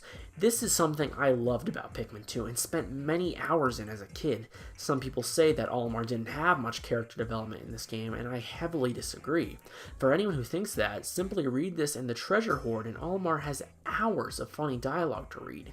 You can also read Louie's notes on how to cook them, which are hilarious, and for the Treasure Hoard you can read the ship's sale pitches for the treasures. Not only that, You can directly interact with the creatures by throwing pick carrots at them, seeing their patterns. Like I said, this adds as a great fan service to the Pikmin universe and is one of the best aspects of the game. So unlike the first game, you aren't restricted to just 30 in-game days to complete the story, but rather it's completely unlimited. Go nuts. I'm very mixed on this decision. I think it did add a lot to the first game, really defined it and made you work harder and more efficiently as it had invoked a survival feeling to it. In this game, it's definitely more welcoming for new players, which I am happy with since I want everyone to enjoy Pikmin, but like I said, it's a mixed bag. To collect treasure, you go underground in the caves. This is the meat and potatoes of Pikmin 2, for better or for worse. This is not a concept that was completely doomed from the start, I just think it's the execution that completely kills the idea for me. The problem is mainly the fact that these are randomly generated. There are no rhyme or reason to the stages, like, at all. The caves are designed basically like this. You land, kill a bunch of enemies and get treasures, go on to the next floor, do the same until the last floor while you defeat a boss. There's very rarely any puzzle solving, it's usually just straight combat. This gets very repetitive fast, and I feel like it didn't have to be this way. My issue with the caves, plain and simple, is that these aren't the thesis of Pikmin. They feel sloppily thrown together like a child choosing colors of chalk on a sidewalk. Pikmin to me, as the first game established, was based upon the principles of survival, strategy, and puzzle solving. Olimar was just a plain alien, just trying to survive and just go home to his family. There was such a character development for him, and it made the game something truly special. The caves, on the other hand, get far, far away from this idea of Pikmin as possible. There's no time limit in these caves. I'm definitely mixed on this. On one hand, it gives newer players more freedom and relaxation to figure out their plan of strategy and lets them enjoy the game at their own pace a bit more. On the other hand, this kills what Pikmin is all about, a real-time strategy game. There isn't a whole lot of strategy in these caves. It's usually just based on combat. And you know what that reminds me of? Pac-Man World 3. That game suffered from a very similar issue as a sequel. It took the basis of a well-established game and padded it out with lots and lots of combat that many fans deem unnecessary. And that's the best way I can describe the caves. They feel padded out. The caves aren't short either. They range anywhere from 2 to 15 individual floors and feel like they go on forever. They have no rhyme or reason. Again, each cave looks pretty much the same. Very sparsely in these caves you'll see an original landmark or design, but again, these are limited to maybe like 2 or 3 moments in the game. Some of these caves aesthetically look very nice. There's a playroom theme, a garden, a bathtub area, and these do feel very Pikmin in the game's defense. However, most of the time you're either traversing through this dirt landscape or, I don't know how to describe this one, I guess sewer looking area. Again, these don't feel like well crafted and well thought out levels. The majority of the time that you're playing these, you'll see segments that are completely barren of treasures or enemies. You'll see walls that have nothing behind them, pathways that add nothing. Why did they do this? This doesn't feel like something Nintendo or Miyamoto would be behind. This is something I'd expect to see in like a shovelware game. Treasures even spawn out of bounds sometimes. And the enemies in the cave. You want to talk brutal? This game takes it a whole step further. They swarm the most difficult enemies right next to each other most of the time. Not only that, but there will be enemies that are flying right next to the ledges, making it impossible to attack them without setting your own Pikmin hurling off the edge. It does not feel like strategy. It feels like I'm just trying to take down hordes of enemies. The layout of these levels can be pure evil. The one I especially hated was this giant square spiral level, which has the treasures at the bottom and just plain hazards and enemies littered throughout the path. This takes at least 5 to 7 minutes to do, and that's just assuming that you have a good run and a good randomly generated pattern. And this is just one example. There are multiple levels that have this kind of design philosophy behind them. Remember the puzzles in the first Pikmin game? Remember the puzzle where you had to convert the blues to yellows to bring down a ship part and vice versa? Remember the puzzle where you need to use all 3 Pikmin types to get a ship part down? Well, in the caves, none of that is here. But imagine if it were like these puzzles. Imagine if each cave was, like, say, 5 floors long, each floor had a puzzle. I'm not saying that there couldn't be any enemies, or have a floor or 2 dedicated to the enemies. This would make the gameplay more stimulating and balanced and wouldn't make it feel like padding. The reason I propose this change in gameplay is to show that I'm not just trying to hate on the game, but instead I'm trying to actually show ways that they could have made this game better. One cave that actually does do something different is the Submerged Castle. This cave is infamous among many Pikmin 2 players for being incredibly difficult. This is due to the water wraith, which actually follows you around as you're trying to collect treasures. Not only that, but you you can only bring blue Pikmin into this level. This is difficult, especially because there are fire, poison, and electricity traps scattered throughout it. Thankfully here you run into the Bulbmen, who make this level, well, possible. Even without the constant threat of the water wraith, the submerged castle is just plain cruel. There are bomb rocks being thrown at you left and right. Look at this situation. What did the game expect me to do here? I know I already used this footage, but it was such a bad moment of gameplay that I wanted to show it twice. What a cruel punishment for walking down the wrong hallway. This is why these randomly generated levels just don't work. It lends itself to unfair gameplay. And in terms of levels actually trying something new, I mean, that's it. There's no other level that even tries to do something new in any way, shape, or form. Pikmin 2 is a randomly generated dungeon crawler at the end of the day, and that's disappointing because, like I said, it's 3/4 of the gameplay. Thankfully, these caves at least have these peaceful floors from time to time. There are nectar, candy pop buds that produce more Pikmin, purple and white Pikmin, potions, and occasionally bonus treasures. You pretty much have to take advantage of these Nirvana floors, as people call them, not only because the game is cruel, but because you need 100 purple Pikmin at one point in the game, for debatably the biggest waste of time in a Pikmin game like ever. You pretty much have to go back to the caves in this game to get more purple Pikmin. By the way, the caves don't offer you enough violet candy pop buds. That alone wastes probably 10 to 15 minutes of gameplay. But then there's the actual retrieving of this treasure. This takes almost a quarter to half of an entire in-game day. Like I mentioned, it just feels like unnecessary padding. On the subject of the treasures, they're one of my favorite parts of the game, hands down. Each treasure is usually something different, and surprisingly there are a lot of brand deals in this game, oddly enough. But it is relevant here since this planet supposedly used to be Earth, if the Pikmin lore is to be accepted. It's like people only do things because they get paid, and that's just really sad. Okay, back to the caves. Their layouts don't lend themselves to Pikmin gameplay. Subterranean Complex Level 6 shows off how the game just throws a bunch of objects together without any rhyme or reason. Let's pause this for a second. What exactly am I supposed to do here? There's electricity and poison going on at the same time. I can't bring the white Pikmin to destroy the poison geysers without the beetles attacking them, and I can't attack the beetles not only because of the poison geysers, but because there's a poisonous spider running around. There's also a guy throwing bomb rocks in the background. This doesn't even seem like a human being consciously designed this level. There's no real skill or strategy to beating this. It's just an example of how bad the RNG in this game can be. Sublevel 6 of the Cavern of Chaos. What does the game want me to do here? Seriously, how is this good design? There's electricity right by the water. I can't use the yellow Pikmin because the electricity is coming out of the water, and I can't use the blue Pikmin to attack the Wollywog for the exact same reason. Anywhere you look, you're just dead. Sublevel 9 Cavern of Chaos. Careening Dirigi bugs floating over the poisonous geysers, right by the water. Wow. I guess while we're on this stage, I want to bring up the fact that every time you collect a treasure in this game, you are interrupted by a cutscene to watch the treasure be accepted and named by the ship. The issue with this, and the main reason I wanted to reference this floor, is because the way it interrupts the gameplay causes nothing but problems. My red Pikmin fall down into the water, I try to whistle them, and the game interrupts my action twice. Eventually, they're all dead. And that's just one example. Sometimes you'll be in the dead heat of a combat, and you'll be interrupted by a cutscene. This is dangerous, especially in the Wii version, since the pointer has to reconfigure every time that you get back from one of these treasure sequences, killing a good second or two, thus destroying whatever task you were attending at. Sublevel 3 of the Hole of Heroes. Look at that, a blowfish who deflowers her Pikmin right at the base. Why even give the player a chance, right? At this point, why don't you just have the player spawn right over a bottomless pit? Same kind of problem with Sublevel 7. You spawn right in front of a boss with armored beetles right there. This game at times feels directly like a Kaizo game. You know, one of those cruel hacks that people make and put up on the internet. Not a Nintendo designed game. This game is for kids, right? And challenge itself isn't a bad thing, but when you spawn the player right in front of enemies at base, it lends itself to unfair challenge. Now, I'm not giving all these examples to be mean or attack the game developers or hate on this game. I'm doing it to bring home a point, and that point is that the randomly developed levels don't work the way the game developers intended it to, and for the most part cause an unfriendly experience for the player. They don't even look like they were designed by a human. You can often tell that the computer designed the level, and again, all it does is make the caves a bad experience.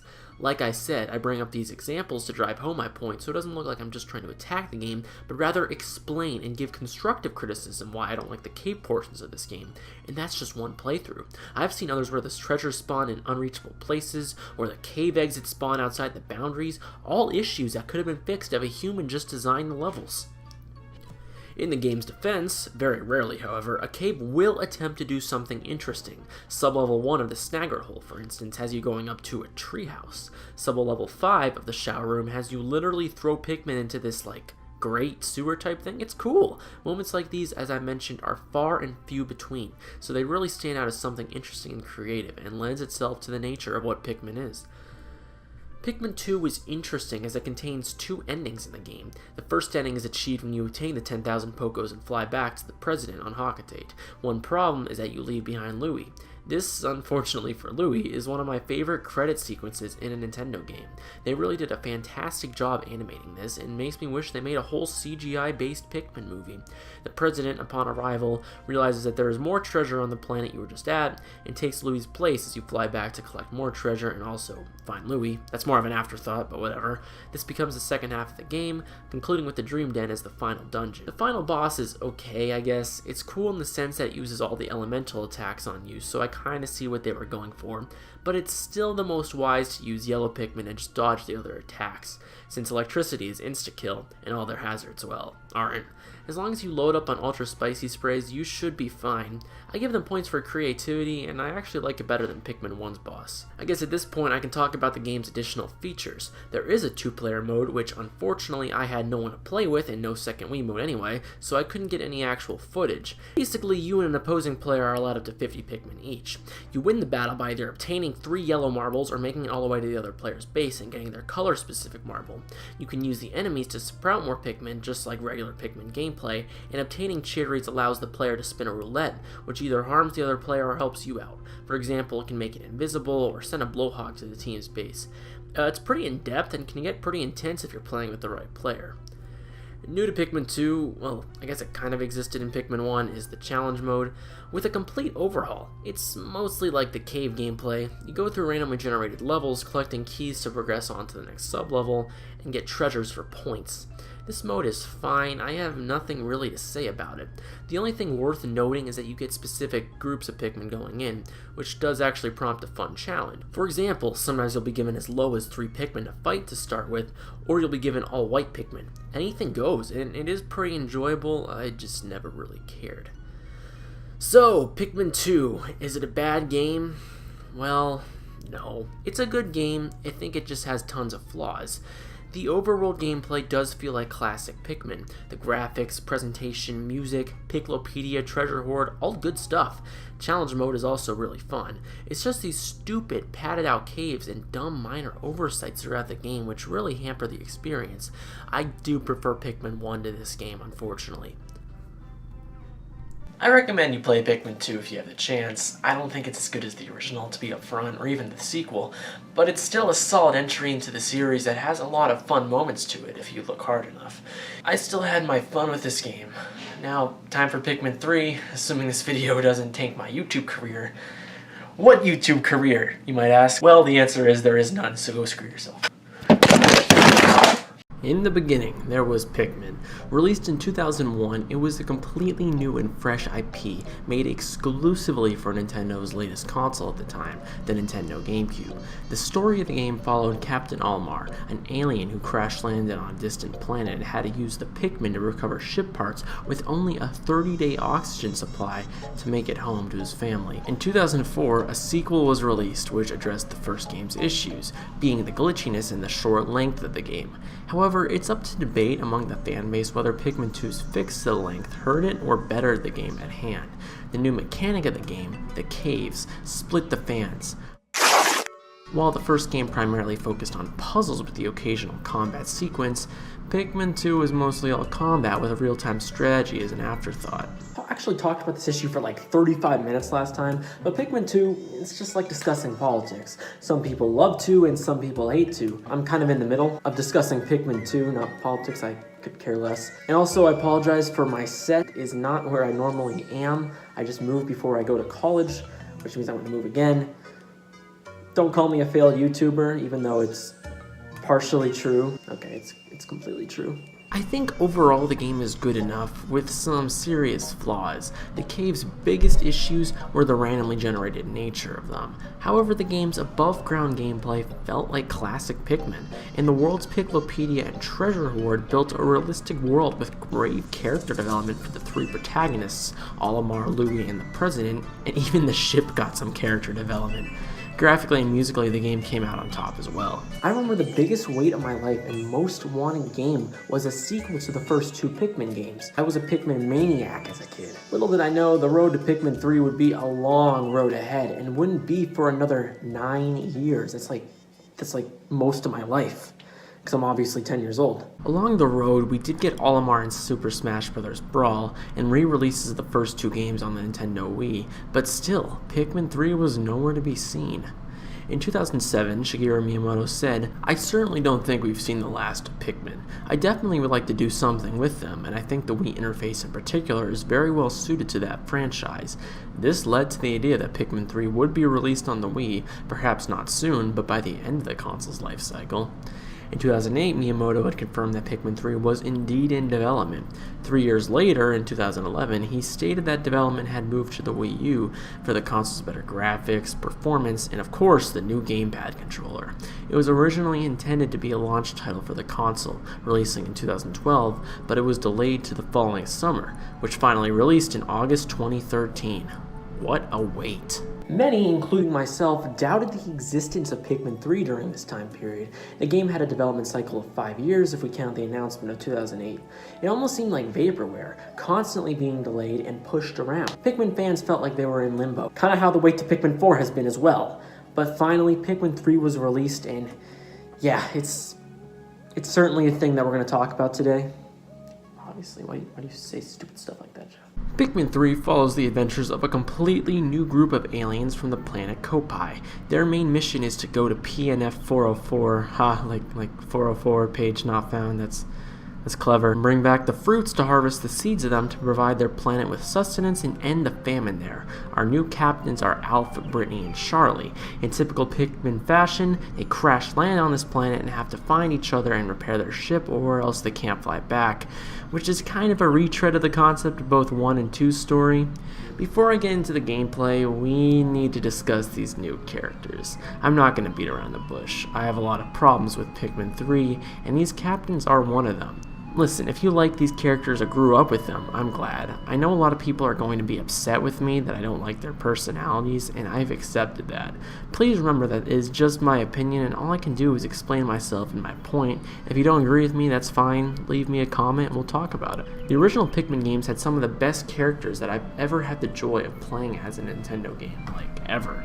The first game had Olimar struggling to survive on a new planet, which allowed us to really understand the character and his fears. It's a Nintendo game where you could potentially die and the game would be over, as in you failed. This mimicked real life and encouraged you to play better. Olimar in return would give these detailed journal logs as you played the game and interacted with the Pikmin. This opened himself up to a lot of character development. We learned that Olimar was empathetic, a good dad who loves his family, and someone who was just curious about the world and Pikmin around him. This factored the player, or at least me, to want to do better for Olimar, as it was harder to see someone you grow so attached to just die within the game. Contrast this to other Nintendo franchises. Mario doesn't talk, Link doesn't talk, the Ice Climbers certainly don't talk. Most Nintendo characters are mute. Olimar, however, was the opposite. He had a ton to say about the world and his discoveries. This gave Pikmin something that no other Nintendo franchise actually had. Now, while this wasn't in 2 as much, 2 still had a ton of character development for Captain Olimar. This was in the aforementioned Piklopedia and Treasure Hoard. We're definitely not on the same scale as 1, but it still helped us to learn a lot about Olimar and was serviceable enough to continue the idea that Olimar was a deep character with a lot to say. Louie was even given great character development to the point where there are fan theories about him being evil. The President and even the ship had great character development and were interesting little side stories to follow. We got these little letters from their family members. It was great character development. The characters in Pikmin 3, at least to me, just don't have the same feel to them. If Olimar in Pikmin 1 was the parallel to real life, the captains in Pikmin 3 are the parallel to a Saturday morning cartoon. They're blatant stereotypes that you would see in a cartoon. Alf being a dork, Brittany being selfish, and Charlie reminds me of a modern-day Knuckles from the Sonic franchise. And like I said, if you enjoy these characters and enjoy the tone that Pikmin 3 sets, I'm glad for you. In fact, it wouldn't surprise me if this was a lot of kids' first Pikmin game, and therefore there are a ton of you out there that probably have an attachment to these 3 captains, and like I said, that's fine. But to me, an old-ass gamer, I just didn't find these characters to be on the same scale as the characters in the first 2 games, which is disappointing because that was a big aspect of the first 2 games for me. If I wanted to play as one-note characters with little to say, I would play a Mario game where the game is fun, but on a story note is fruitless and meaningless. That's not to say the captains didn't talk or write their own notes in Pikmin 3, but I just never cared. They either didn't have anything interesting to say or felt like tutorials, but it's just not the characters. It just doesn't feel like the game takes itself very seriously. This rubber ducky flying around symbolizes Pikmin 3. It's a game that would rather be funny rather than the first 2 games that try to be serious, and if there were humor in them, it would have been dark or grim. I imagine that in this game they wanted to appeal more to kids, which would make sense, but the rest of the game, challenge-wise, definitely doesn't feel like it's for kids, which we'll get into. Olimar and Louie also appear in this game unplayable, but to me they come off as shadows of their former selves, and again, feel like cartoon characters rather than what they were in the previous games. I don't know, it just didn't feel right. The whole tone of the game is off. If Pikmin had established a tone that was serious and dark in the last 2 games, Pikmin 3 establishes a new one which is light and humorful. Is humorful a word? I don't know. The bland tone of the game wouldn't even be an issue if it wasn't for the fact that Pikmin 3 desperately wants to be a narrative. I don't mean narrative in the sense of the first game that occasionally jumped into story through Olimar's writings. I mean a narrative in the sense that the game wants you to jump between specific worlds to complete story-based objectives, and the story is just so damn repetitive. The entire time you're just chasing the cosmic drive key to power your ship. You go to point A, oh, it's not there. Go to point B, oh, it's not there either. A signal's coming from here, gotta go here. To go back to Mario, it reminds me of the princesses in another castle trope, something that the first 2 games didn't follow, again making Pikmin 3 an outlier. If I wanted to play a Nintendo game where we were just chasing something, again, I would just play Mario. It adds an element of linearity to it which I feel no Pikmin game should have. The first 2 Pikmin games had some linearity to it, to be fair. You couldn't go to different worlds until you had X amount of ship parts unlocked, or in the case of 2, until you got the specific items that increased your map capabilities, but you still had some choice and direction to choose where you wanted to go next. It wasn't like the game was pushing you and shoving you in a certain direction. In this game, the game has to hold your hand almost the entire time. Now, I just don't think Pikmin is the type of game that works as a narrative. For one, even characters such as Olimar and Louie from the first 2 games wouldn't hold up an entire story, and that's what the first 2 games did right. While they talked kind of to the side and let the player explore the world around them and make their own discoveries. This only immersed the player in the world around them, and it's a shame that it's missing from this entry. It just makes Pikmin 3 its own beast, which I'm sure some people liked, but to me it just made the game a little bit worse. As a kid, I played Pikmin for the story. I learned to read through these games. When Olimar was brought into Smash Brothers, my attachment to the character made me thrilled. When Alf was confirmed, I couldn't have cared less. This is a mute point for most people, and I didn't mean to ramble, but I need to discuss why I don't like Pikmin 3 as much as 1 and 2. And yes, I know I said in my last video that I think 2 was the worst in the series, but after playing 3, I think that 3 is actually the worst. I'm getting off topic and into conclusion Terry, where obviously the video is far from over. So let's rewind a little bit. Like the first 2 games, you use the Pikmin to interact with the world around you to bring back items to base, solve puzzles, build bridges. I already talked about the 3 main Pikmin types in my previous reviews, but for a brief reminder, red Pikmin can go through fire, yellows can be thrown higher and survive electricity, and blue Pikmin can swim through water. New to Pikmin 3 are 2 new types of Pikmin.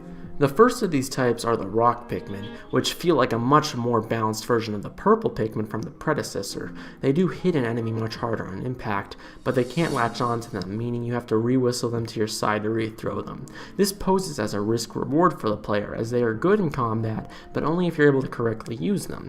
Rock Pikmin are also helpful in combat as they can survive enemies that crush Pikmin, meaning that the Wollywogs are no longer a threat. Yeah!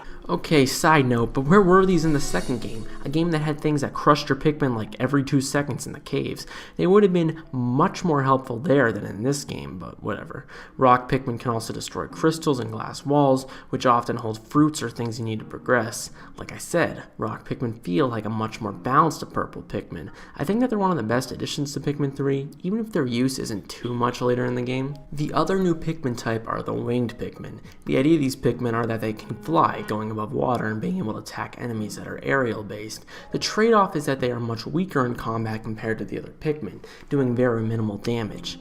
Another issue with them is that they're unfortunately broken. You can use them to completely skip puzzles in this game, which is upsetting to me.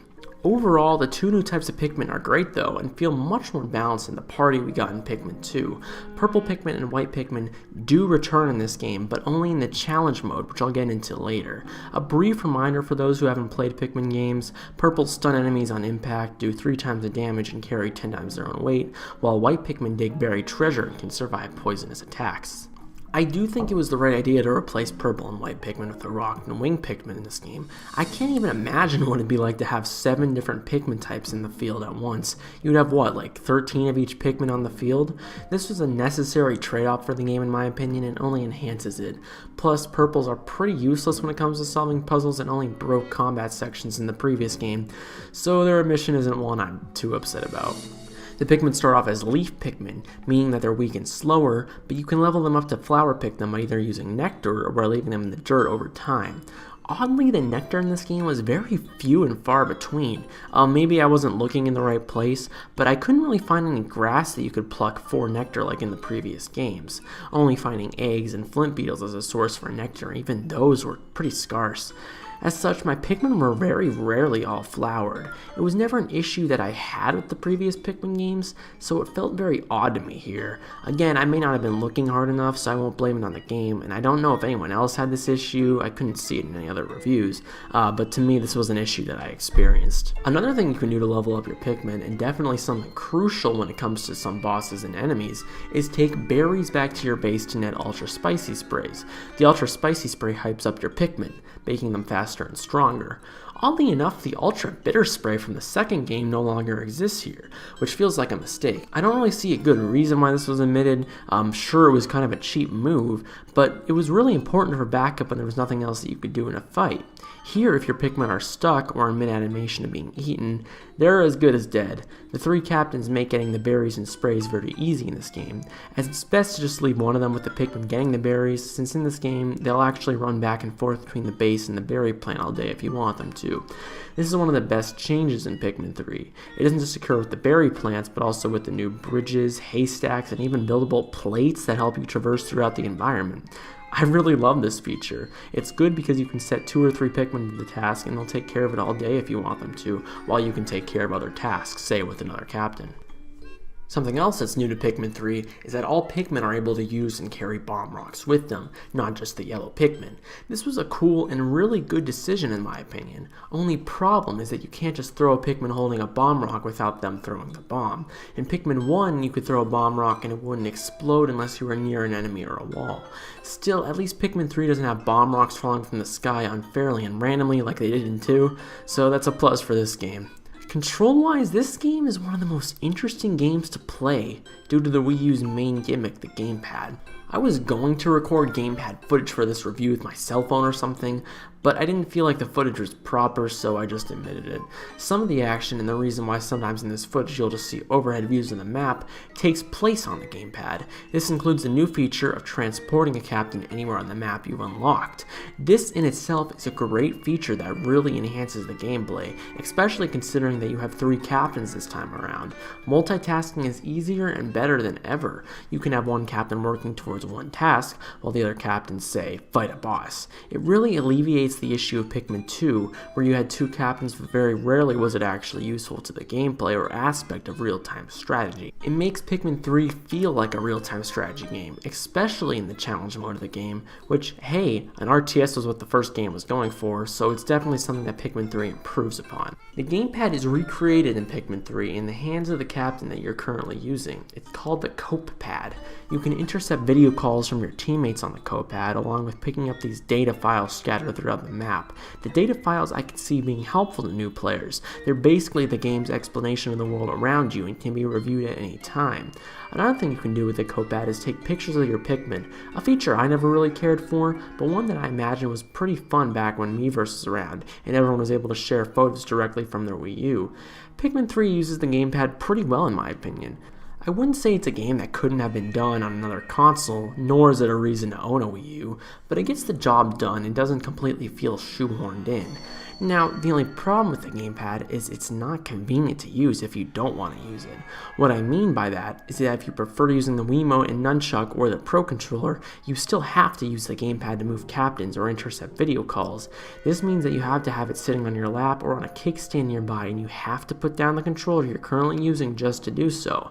I personally would have used the Wiimote and Nunchuck combo for this game, or even the Pro Controller, but was turned off by the idea of this odd control scheme of constantly switching controllers, so I just used the gamepad. I don't understand why they couldn't have just programmed it to be a simple option you have by pausing the game and using the analog stick to control where a captain would go. It shows that they really wanted to show the new console owners a reason to use the Wii U gamepad, but it comes off as forced and makes the way that many players play this game a pain in the ass. The rest of the game controls okay, I guess. To me, it feels worse than the control scheme in Pikmin 1 and 2, if not for the new gamepad Wiimote combo I just mentioned. Gone are the camera controls of the first two games, which lets you view from many different angles and views, but rather this game has a free roam camera in the second stick.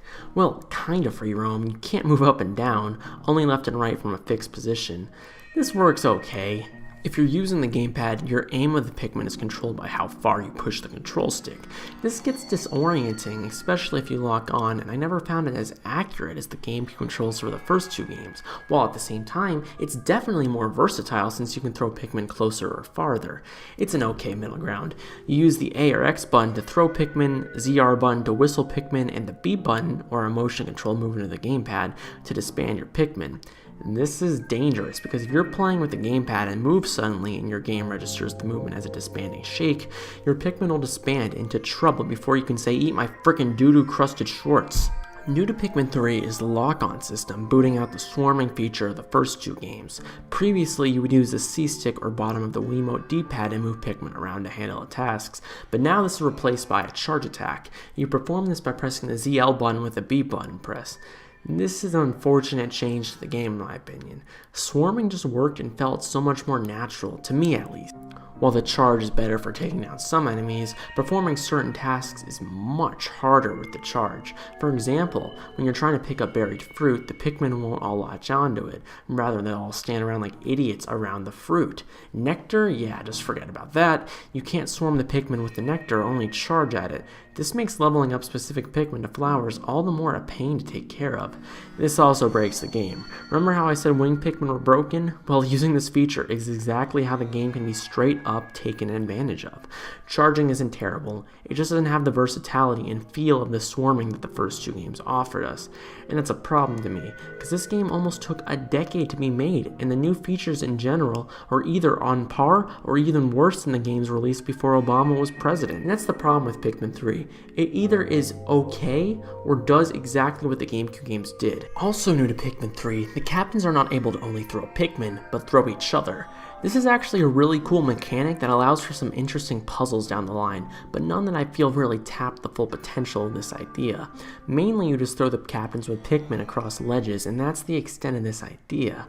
But when the game does something cool with throwing captains, it's where it shines bright. For example, the beginning of the game has Alph and Brittany separated from each other, and you have to throw Pikmin back and forth between each other with specific types to build bridges and take down specific walls. I wish that they thought of more ideas like this, as it's one of the best aspects of the game. You can also dodge in this game with the press of the left and right on the D-pad. This is very rarely useful, although in combat it does help a bit more. To survive on this planet, you have to collect fruits. The fruits are then juiced in this extremely laggy cutscene that makes the Wii U look like crap, and as long as you have one fruit juice, you can survive another day. Run out of fruit juice and the game is over. This is a decent middle ground between 1 and 2. It pushes you to survive, but gives a very lenient time period. By the end of the game, I had like 60 days worth. It's a decent middle ground, like I said, but the problem with the fruits, and a big problem with Pikmin 3 in general, is that this game has both of these tasks going on at once. You're charged with collecting all the fruits and also following the narrative I mentioned earlier. This does not work in my opinion, and doesn't encourage exploration.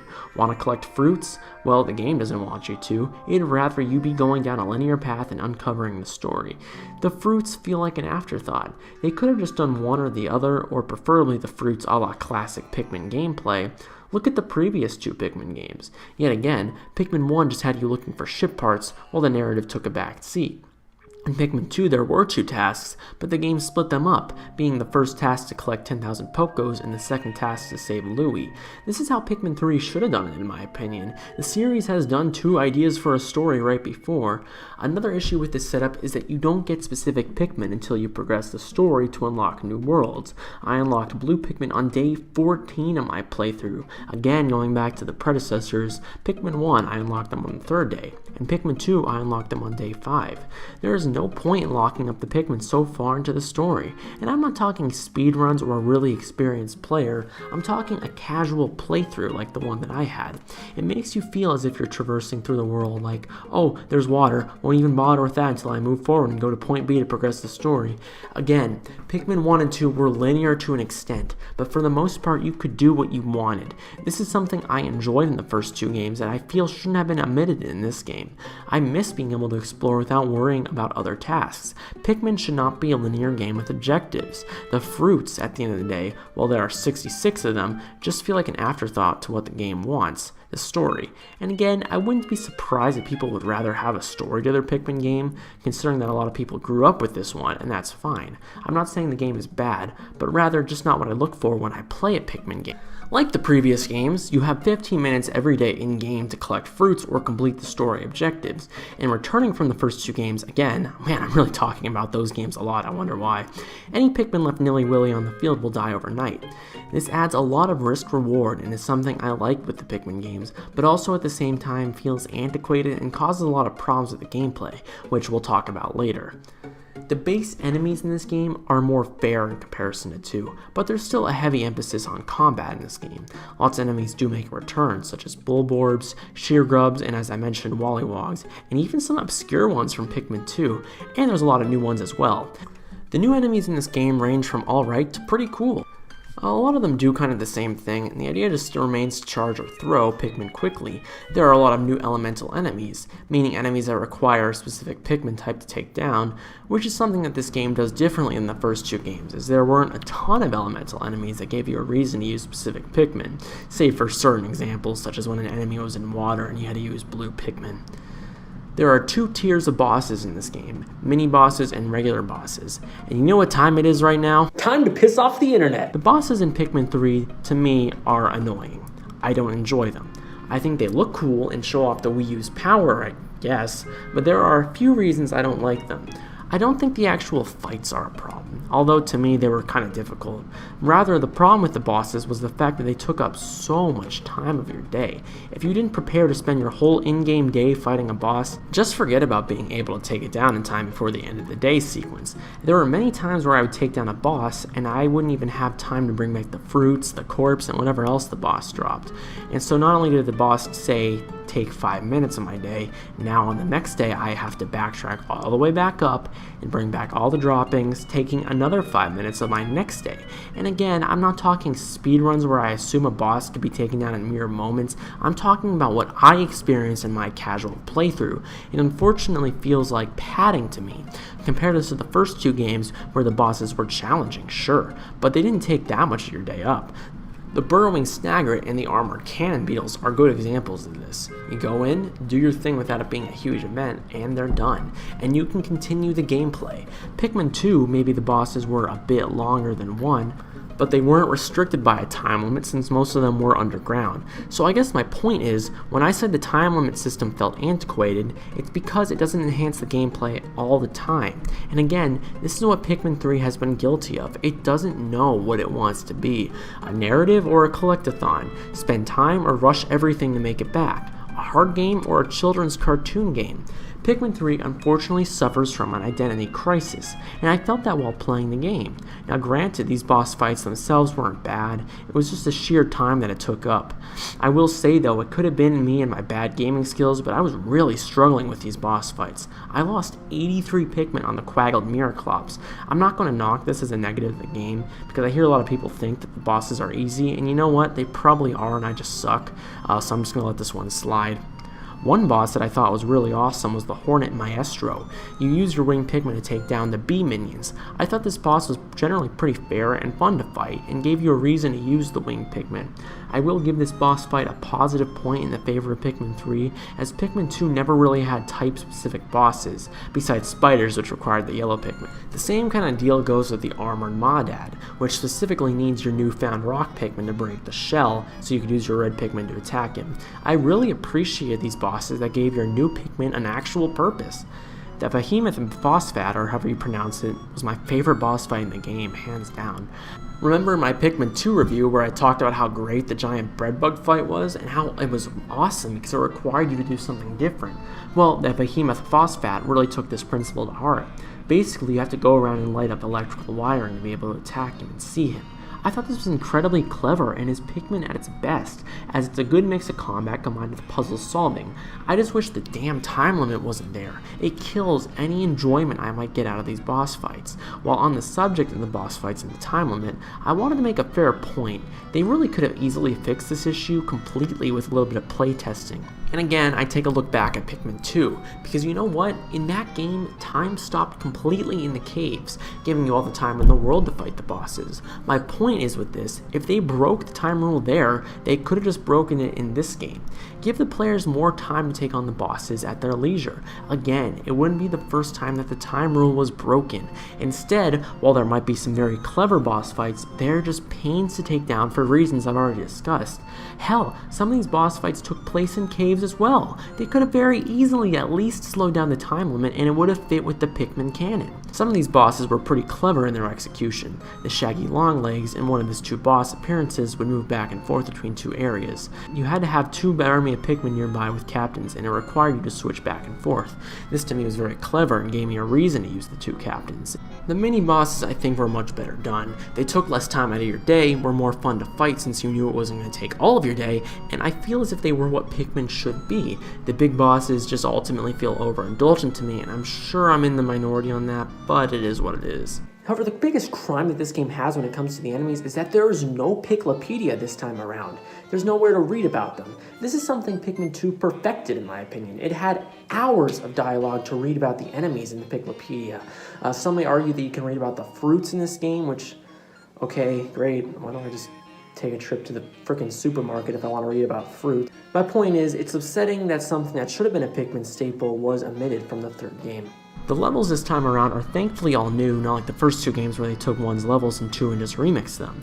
The new levels in 3 have good ideas, but never do anything too crazy, and to an extent feel a tad similar with each other, but overall are great level designs that offer for fun challenges and puzzles for the player. The one that had the most crazy concept was the Twilight River, which has you going back and forth with these lily pads that go up and down the stream. This is a cool idea, but be careful because sometimes your Pikmin won't make the jump and you'll realize this far too late. Besides that, the levels never really did anything too crazy, which is a tad disappointing. I'd have preferred to see different level concepts and ideas thrown in the mix. The levels are good, but again, come off as a bit samey. The best part about Pikmin 3, at least to me, is that this game has some of the best graphics and music to grace and bless my ears and eyes, at least for a title released in 2013. I get that the Wii U is underpowered, but this game could have easily stood on its own as an Xbox One or PS4 game graphically. Nintendo knew that this game would have been their first in HD and took full advantage of it. Not only does it look beautiful in terms of sheer graphics, but also in the stylistic decisions that they made. Fruits look nice and tasty in this game, and also new to Pikmin 3 is that the levels have weather effects on them. This is awesome! Sometimes it'll be raining, sometimes it'll be cloudy, and while this has no bearing on the gameplay as far as I know, it's a nice addition that makes the game look like one of a kind. Musically, this game is excellent as well, and I strongly encourage all of you to take a look at the official soundtrack. This is one of the best parts of Pikmin 3, and even if the game to me is inferior to the previous two, it's superior to them graphically and musically. One of the weirdest parts of this game is that it's oddly short. For a game that was in development for as long as it was, it really only has 4 worlds to explore. This is disappointing. It made sense in Pikmin 1 and 2 to have a handful of worlds. Not only were they limited by the GameCube, but Pikmin 1 in specific was intended to be a tech demo. So to me, it's very odd that they only made 4 main worlds for this game. As such, it's a pretty short game. It's close to the length of Pikmin 1, as I only spent about 8 hours capturing footage for the main story for Pikmin 3. For a $60 game in 2013, this is kind of embarrassing in my opinion. There is more replay value to be seen in the challenge mode, which I guess I can just discuss here, just for the fact that alone that I really don't know how to splice it in properly with the rest of the review. Challenge mode is hands-on one of the best aspects of Pikmin 3, and is the best challenge mode in the Pikmin series. There are 3 specific sections: collect treasures, defeat enemies, and boss mode. Collecting treasures has you, well, collecting not just treasures, but enemy corpses as well. Every cent counts here. This mode is really awesome for the sheer amount of replayability it offers. There are certain rankings that you can strive for, again, enhancing the replayability, trying to figure out how to optimize your route properly. It makes it really addicting. The level designs here are just excellent as well, and they even made DLC for the people who really enjoyed this mode, which I actually recommend you buy, just for the fact that one day it won't be on the eShop anymore.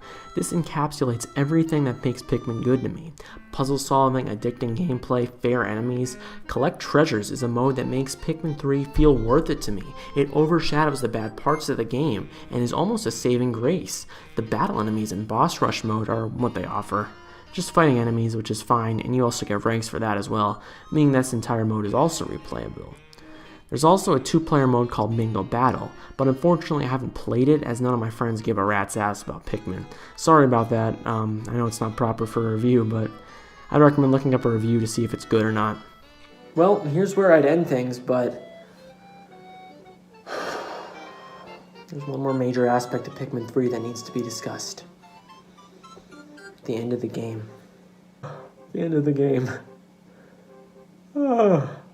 Okay, Pikmin 3 is a game that has problems, sure. The gameplay being split between 2 different objectives, the tone of the game is one of them, no Piclopedia, and there's a ton of other issues with this game. This game is flawed. It's not a bad game, but I wouldn't say it's an excellent game either. However, this end of the game, to me, is one of the worst sequences of any Nintendo game I ever played. And I want to iterate, even if I have a series where I purposely crap on games, I don't enjoy playing a game just to complain about it, especially in my JeffCompass series. If a game is good, I want to lavish in it and explain why. If it's mixed like this game, it's my duty to explain what the game did right or wrong. If it's bad, well, then it usually goes to shovelware. My point being, I understand that a lot of people actually like this end of the game level, and that's completely fine. You're justified to have your own opinion. However, I did not. I thought it was frustrating and an awful conclusion to the original Pikmin trilogy. The idea behind it is that this creature, the Plasm Wraith, captures Olimar, and after an initial mini-boss fight, you have to transfer Olimar through a cave while the Plasm Wraith continues to chase you. This wasn't an idea doomed from the start in my opinion, but rather the execution behind it is awful. For one, what do you notice about this footage? The time limit still exists, and this cave section is long. And again, we're not talking speed runs or optimized playthroughs, we're talking a good old casual playthrough where, yes, this section will take you a while. Make progress through the cave and then all of a sudden time is up, pretty much meaning that every 15 days that you're playing, you have to stop dead in your tracks, watch some cutscenes for the day, save the game, and then go back the next day. To make matters worse, when you land, you have to rewatch the cutscenes, carry back Olimar to wherever you had him last, which takes up a big portion of your day again, and try to make it further before the game inevitably pulls the plug out from underneath you. This is an upsetting experience. Again, I don't understand why this portion of the game couldn't have just been untimed. This is my very thesis of my review of Pikmin 3 and symbolizes the issues to the game to a T. It's trying to do too much with too many ideas and ultimately lacks a clear direction which splits the player's focus in two.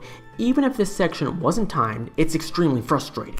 You'll often accidentally whistle your Pikmin off of Captain Olimar because your Pikmin disperse in the middle of him, and sometimes he just catches up to you and you have to fight him in the middle of this dark cavern.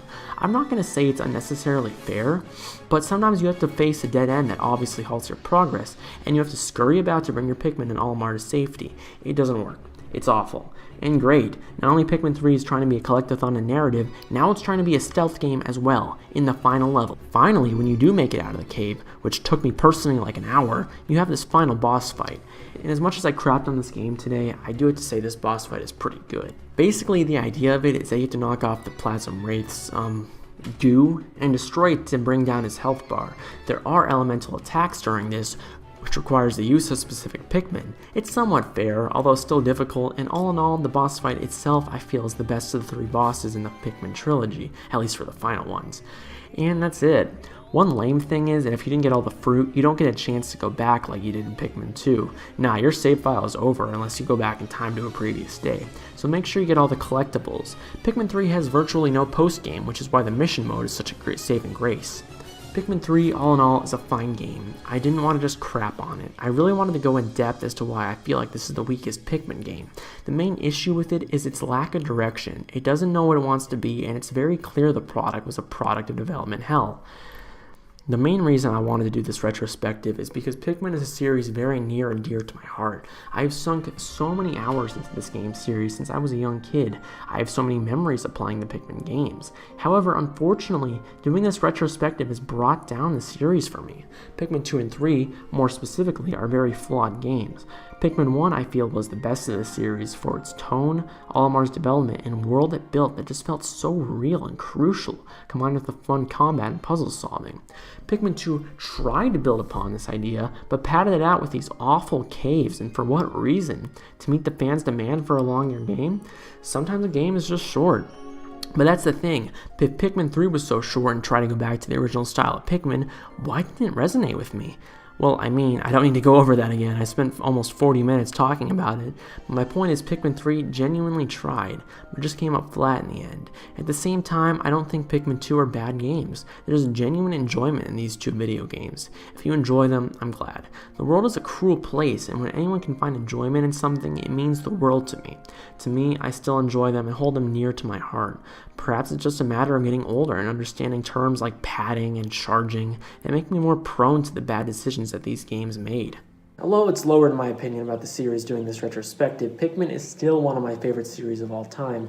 There doesn't exist such thing as a perfect game anyway. Every game has at least one flaw. My favorite video game of all time, Legend of Zelda Breath of the Wild, is very flawed by a lot of accords. Well, I guess the next question is, Pikmin 4, when and where and how? I think the series has so much potential. It's only up from here. So in conclusion, Pikmin is... Oh my god, I forgot Hey Pikmin. Damn it! Hello everyone, it is Jeff, aka JeffCompass here. Today we're going to be talking about Super Monkey Ball Banana Blitz HD. This game was just announced. Okay, gun to my head, this, wasn't the first choice I had for a port of a Super Monkey Ball game, or honestly, rather a completely new one. To me, Rolled Out, that I talked about a few weeks ago, is the spiritual successor to Monkey Ball. So releasing Banana Blitz HD kind of looks like a bad decision in retrospect. Listen, I know a lot of people like this game, and I don't mean to hate on it that much. It's at its core, I'm sure it's a fine game. It's just never been the game that I enjoyed. I bet a lot of kids grew up with this game because it was the Wii era. So I bet, there's a lot of people who actually like this game, and that's fine. It's just not the Monkey Ball I prefer. But anyway, I decided instead of, just rambling about Monkey Ball Banana Blitz like I have in my previous videos, that I would make a constructive video about Monkey Ball Banana Blitz. I know, it's pretty crazy. That's not the point. I don't even know where I'm going with this. And excuse me holding a camera thing. Those of you who follow me know this isn't my typical quality. I don't have a set right now, and I don't have any access to it, so I'm just filming outside my house. But anyway, the multiplayer. Now, Monkey Ball Banana Blitz, from what I remember, did have multiplayer, so it wasn't entirely single player. But one thing that they could have done, which I'm surprised they didn't, was make the actual game, the actual story mode, multiplayer. Now, you could argue that Super Monkey Ball 2 didn't have multiplayer in the story mode, but to me, it's not the same thing, because Super Monkey Ball 2 had multiplayer in the challenge mode. It made it a really fun couch co-op game, where you could sit back with your friends and just sit there with a controller or two and just, chill. Monkey Ball Banana Blitz, to me, didn't really have that feature, and that's one thing that I think the game could really benefit from in an HD remake. It'd be a lot more fun, and it would make It would make the game something have an extra element to it that the original Monkey Balls had that Banana Blitz didn't have.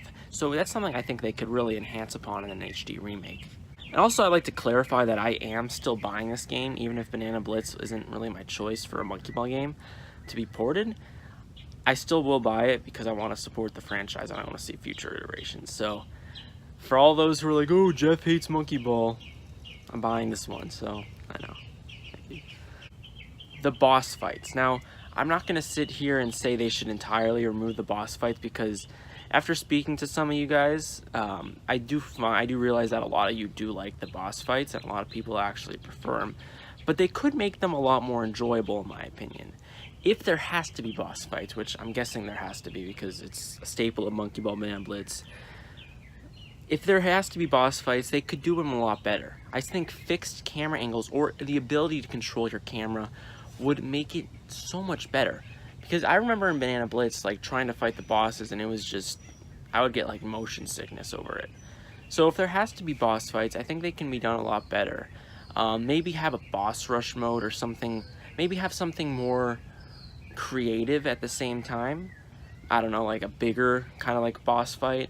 I guess this is ideas for a sequel at this point, but maybe something that you can, like, roll up upon and, like, attack him at its core. I don't know, something like huge, like Shadow of the Colossus type boss fights.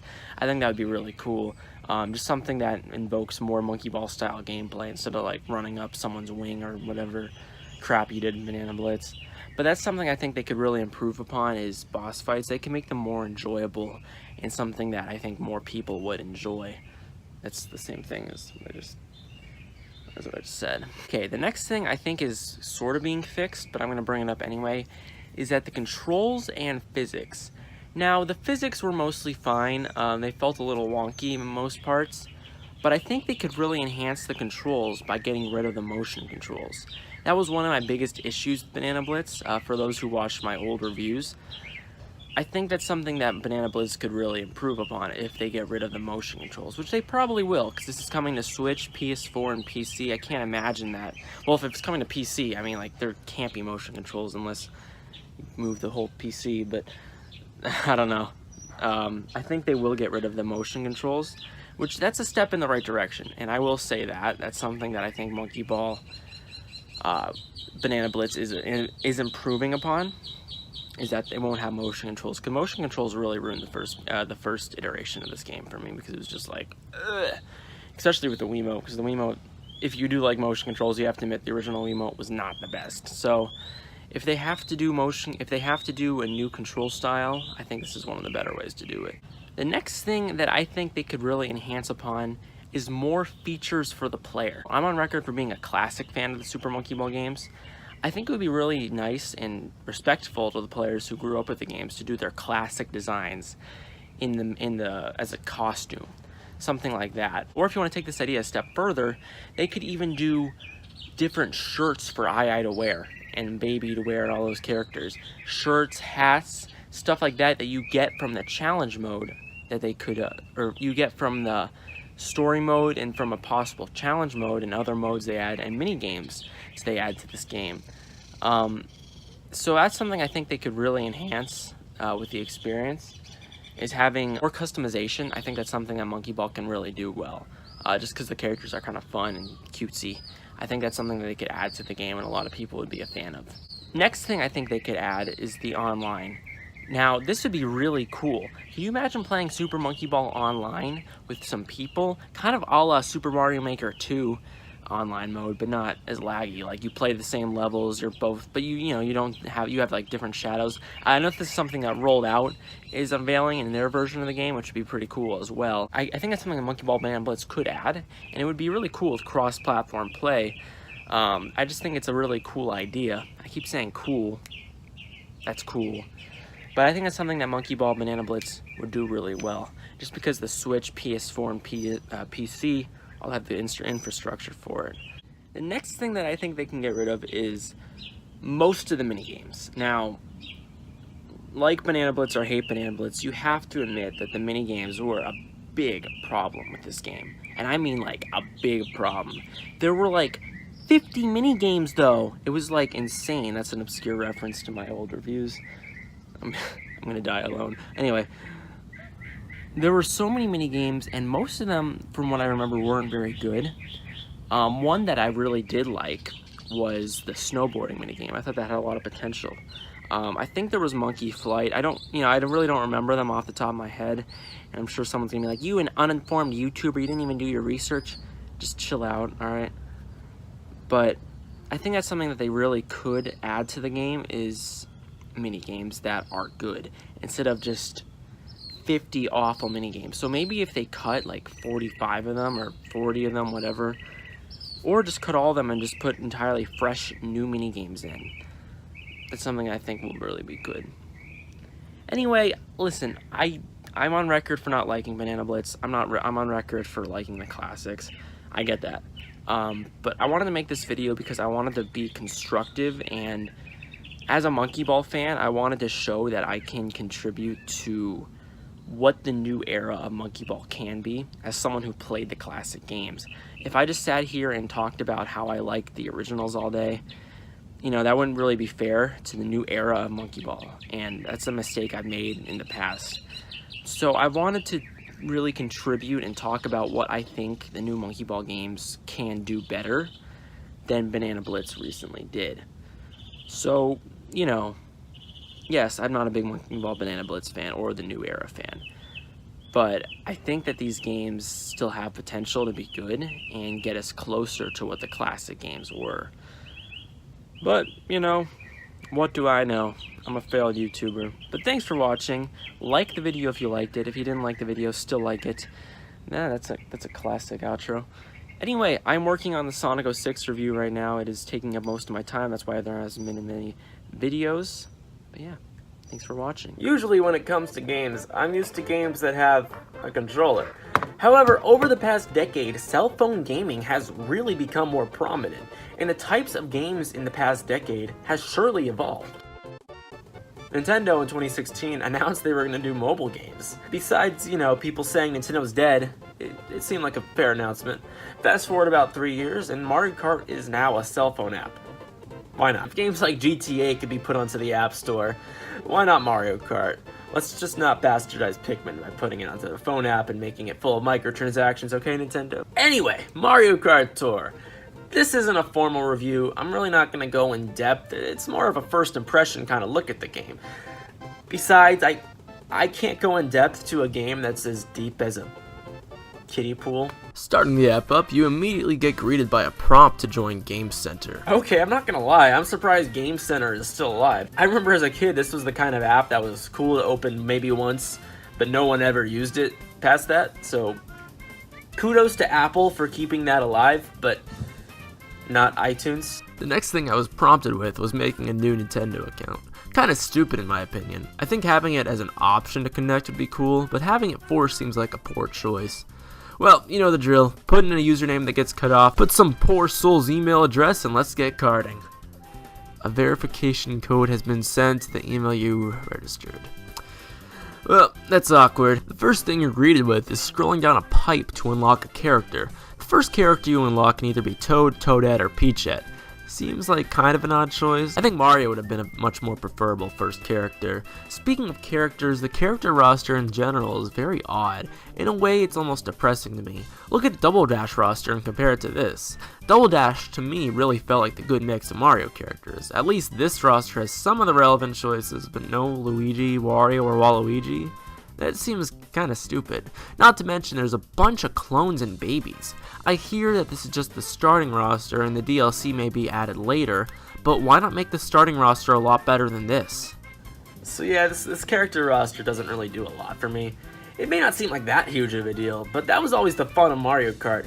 Racing as characters from the Mario universe that were fun, not babies and clones.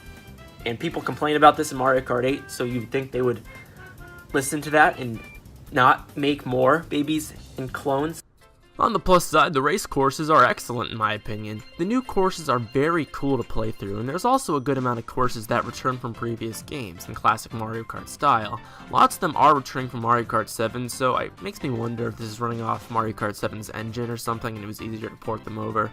In general, the theme of this game is very creative. I really like how it is a theme period, something most Mario Karts don't have. It is a little weird going to real life places like New York. So we have New Donk City, New York in the same canonical universe. Graphically and musically, the game looks pretty good. I'd say somewhere between 7 and 8 in terms of graphics. I didn't see any slowdown or anything like that, so that's good. There really isn't a lot going on screen though, so I can't imagine there would be much to slow down upon. Gameplay is where Mario Kart Tour falls short in my opinion. I wouldn't say the racing is outright bad, but to me it's not very engaging. You use the touchscreen to steer, and then swipe behind you to throw items. I don't really like this control scheme, to be honest. Throwing items is kind of a pain, just for the fact you have to take your finger off the swipe to throw it. I don't really know how they could have solved this problem, but it is a bit distracting. Other than that, I don't really have a lot to say about the gameplay. It's basically a really watered down version of Mario Kart. Sometimes you'll just be driving endlessly with no meaning. It's really disappointing actually. I understand that it is mobile, and I'm not sure what I would do to solve this issue, but it just doesn't do anything for me. You know what time it is right now? It's controversy time. Also, I'm not wearing a watch. So yeah, I really can't dance around this anymore. This game is a free-to-play mobile game, meaning things you have to pay for. You can buy rubies to get more chances of getting a prize from the warp pipe. Okay, I'm sorry, but who the hell is going to drop $70 on rubies in this game? For the love of Pete, that's $10 more than Mario Kart 8 Deluxe's base price. I will say it's not the worst I've seen in terms of microtransactions, but it certainly doesn't feel very consumer friendly and definitely does bring down the experience of it. I think the biggest problem with this game, to me at least, is that it doesn't really have a lot of soul or charm put into it. It doesn't even really feel like a Nintendo game. It feels like Nintendo licensed out the Mario characters to a mobile company, which I guess is technically true, so I mean, you got me there. It just feels scummy to me. It's a huge letdown. I'd rather pay $4.99 for a complete game than download a free game that has me spending money just to randomly unlock characters. Hell, at least let me buy the characters I want, instead of just giving me rubies to hope we get what we want. That's scummy, and almost as bad as loot boxes in my opinion. Imagine spending money on this game only to get a character you hate. But like I've said, the game is free, so what right do I really have to complain about it? At the end of the day, it will make Nintendo a bunch of money and will probably be a success, so our sentiments are in vain. So, I mean, this might be the most neutral opinion so far. I've seen a bunch of people hating this game, some loving it. I'm about in the middle. There's definitely good aspects and bad aspects, and I ultimately don't have a ton to say on it, but I wanted to do this video because Mario Kart's a huge franchise in my opinion, and I really love talking about Mario Kart. So, like I said, I'm completely neutral. I set that bell for the day that I actually had a neutral opinion on a video game I reviewed. I need a life. Tree, a noun. A woody perennial plant typically having a single stem or trunk growing to a considerable height and bearing lateral branches at some distance from the ground. The first trees were planted over 385 million years ago. Eventually, like everything else in this world, they got massacred in their adaptation to video games. The first tree was in skiing on the Atari 2600. Ironically enough though, there is a game called The First Tree on the PlayStation 4. Huh. Anyways, I decided to drop the critiques and reviews today and focus on something that people actually care about, which is the top 8 worst trees in video games. I know, don't ask me for anything again, alright? Number 8 is Super Monkey Ball Adventure's Monkey Island Tree. There's a mission here where you have to cannon from tree branch to tree branch to wake up the soldiers with a gong. Can I ask you, did anyone who played this game actually like this level? Well, did anyone who played this game actually like the game? But this mission is terrible. It's very easy to fall off the branch, and considering there's no aim reticle in the cannon, it's just a disaster. Number 7 is the trees in GTA. It's the worst when you're just driving, perhaps getting away from the cops after they catch you licking an ice cream container, and then just drive into a tree and go flying. Now, I've never collided in real life with a tree with an automobile head on or anything, but I'm pretty sure if you hit a tree in real life with a car, you'd probably just be injured and you knock it over. In fact, I looked it up because this is a serious issue and I guarantee... Crap. Well, they shouldn't have followed real life if they want to do what's best for the gameplay, so... Apparently modders have taken this political issue a step further and made it so you can try stopping a train with a tree. Well, a YouTuber by the name of Not.4 Live tried this and you go right through them. So the point is, these trees refuse to obey the laws of physics, and that's the biggest crime you can even commit in this world. Number 6 is going to be the Wispy Woods tree from Kirby. Before anyone comes to my house with a pitchfork, I don't mind if you do, because I hate this boss and I'm going to stick by my opinion. Why? Because it's literally in every Kirby game. It was kind of cool to fight once or twice as a kid, but considering in literally every game, you kind of expect this boss, it ruins the mystique and fun of it. The game doesn't even shake it up most of the time, you just shoot apples at the tree. Step up from the GTA games at least the apples actually affect the tree. Number 5 is the final level from Pikmin 3, so close your eyes if you don't want spoilers for a 6-year-old Wii U game. The Formidable Oak. This level is pretty much just going through one giant tree. I already talked about this in my review of Pikmin 3 over the summer, but this final level is a disaster and a bad conclusion to Pikmin 3. Basically, throughout, your goal is to carry Olimar through the tree with Pikmin. Your Pikmin will follow one of the captains. Throughout the level, the final boss, the Plasm Wraith, will be stalking you and trying to kill you. There's a lot of issues with this. For one, the timer that's in place of 13 minutes throughout the main game is here as well, and this level is very long. So no matter how far you are in the level, the timer's up and you have to start all over again. Unless you're a speedrunner or have played this game before, there's literally no chance you're gonna have to complete it in one swoop. In fact, in my last playthrough, I spent like 5 days on this. So it's basically padding. It's monotonous and unfun. It's actually really glitchy as well. I don't know. Would you leave me alone if I stopped barking up this tree? Number 4 is the treehouse from Luigi's Mansion Dark Moon. Now, one of the best things in Luigi's Mansion is the fun and creative bosses they came up with. Yeah, Dark Moon didn't really do that. In the treehouse, you fight a staircase. Okay. Like, remember Slim Bankshot and Biff Atlas? Yeah, the sequel followed with a staircase as a boss. That's not good. I mean, this boss isn't, like, terrible, but, like, a staircase? Yeah, I gotta dock points for creativity. Time to criticize my favorite video game of all time. See, I can be unbiased if I need to, especially for my journalism piece I'm doing here. And that's Hetsu the Korok. Now he starts pretty nice, giving you legitimate upgrades to your storage capabilities if you collect the Koroks throughout the map. Now, we're gonna do a little math here. There are approximately 900 Korok seats in the map of Hyrule. This guy only upgrades your storage until you get 441 seats. So you must think, if I bother to get the rest of these seeds, we're gonna get something magical, perhaps a secret weapon. Well, I personally collected all 900 of these seeds, and you literally just get a piece of crap. I don't know what the laws are in Hyrule, but I'm assuming handing someone your fecal matter should be against the law. Number 2, when people think of Pokemon and trees, the very first and prominent thing that people are always talking about nowadays are the trees that block your path everywhere unless you can get the cut HM. Thankfully they cut, hold your applause please till the end of this video, HM's out later in the franchise. But still, HM's never should have been required. There's nothing more painful than forcing your favorite Pokemon to learn an awful move to progress the game. This is the worst tree that has ever been in a Pokemon game. Yeah, this is the worst tree I've ever seen in a Pokemon game. Now, Sword and Shield I've heard is fine. I'm sure it has its problems, but overall it's playable. This tree, yeah, I'm not even trying to be mean or trying to ride the hype train of hating it, but this legitimately looks like a tree in Ocarina of Time. You may think I'm joking, I am dead serious. It's an indisputable fact that this looks like a tree from the N64 era. This has been kind of a viral meme on the internet, and while I ultimately think we should be a little bit nicer to Sword and Shield, this is really bad. There you go. I know you were all waiting for this video. It may have been the one that most of you were subscribed to Z, so I'm glad I could finally gotten it out. Next time we'll be looking at the best individual grass particles in video games, and after that my non-existent YouTube career will be over and I'll be living on the streets. So if you see me, make sure to pass me some McDonald's or something. Have a good rest of your day. About 5 years ago, I started my signature series, Shovelware. The purpose of the series was to find some either obscure or outright bad video games to review and express my frustration with. After the pilot episode, which was Wii Play, which was more or less a test episode, I looked at my collection of Wii games to figure out what I should do as my first, quote-unquote, serious episode.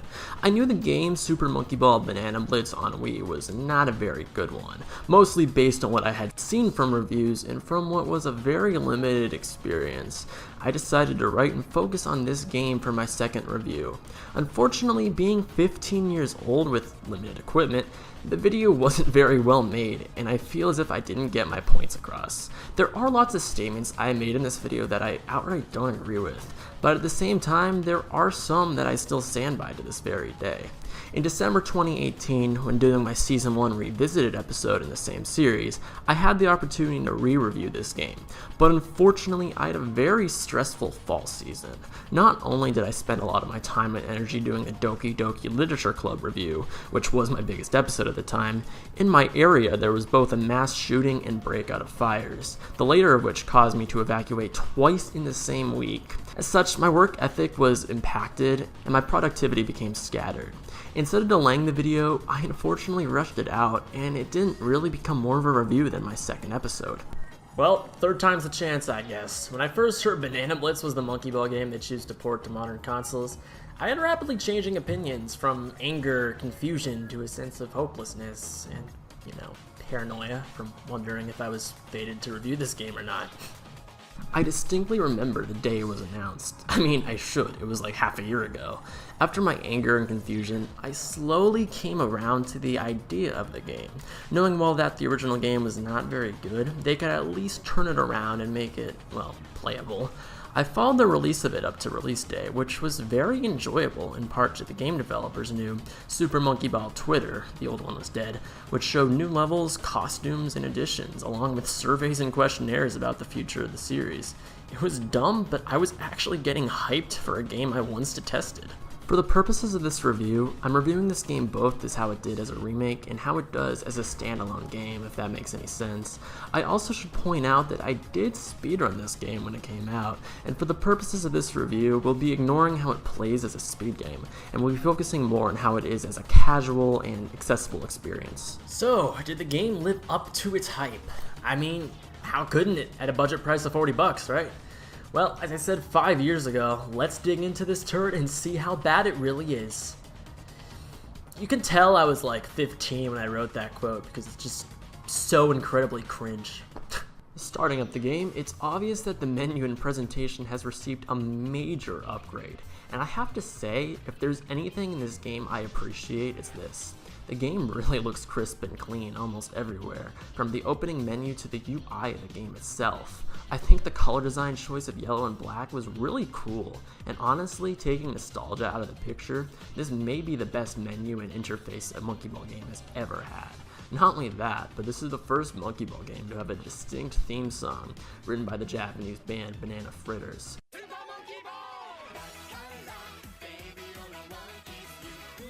This song, both in a vocal and instrumental form, really gets you pumped up and ready to play the game. So right off the bat, the presentation of this game just helps it in so many ways. The 2006 menu looked bad at the time and controlled even worse. This, at least on the menu screens, feels like a video game released in 2019, and I didn't expect it from a budget remake of Super Monkey Ball Banana Blitz. Instead of the challenge mode in the classic era, which focused on a beginner, advanced, and expert mode, this game goes for a straight up story mode. The narrative of this game is that a new villain, F in the chat for Dr. Baboon, Captain Krabuchin, I'm sorry if I'm pronouncing that wrong, scatters up the golden banana, and Aya and the gang have to find them scattered across many worlds. That's literally it. It's extremely shallow and kind of unnecessary, so why even have one?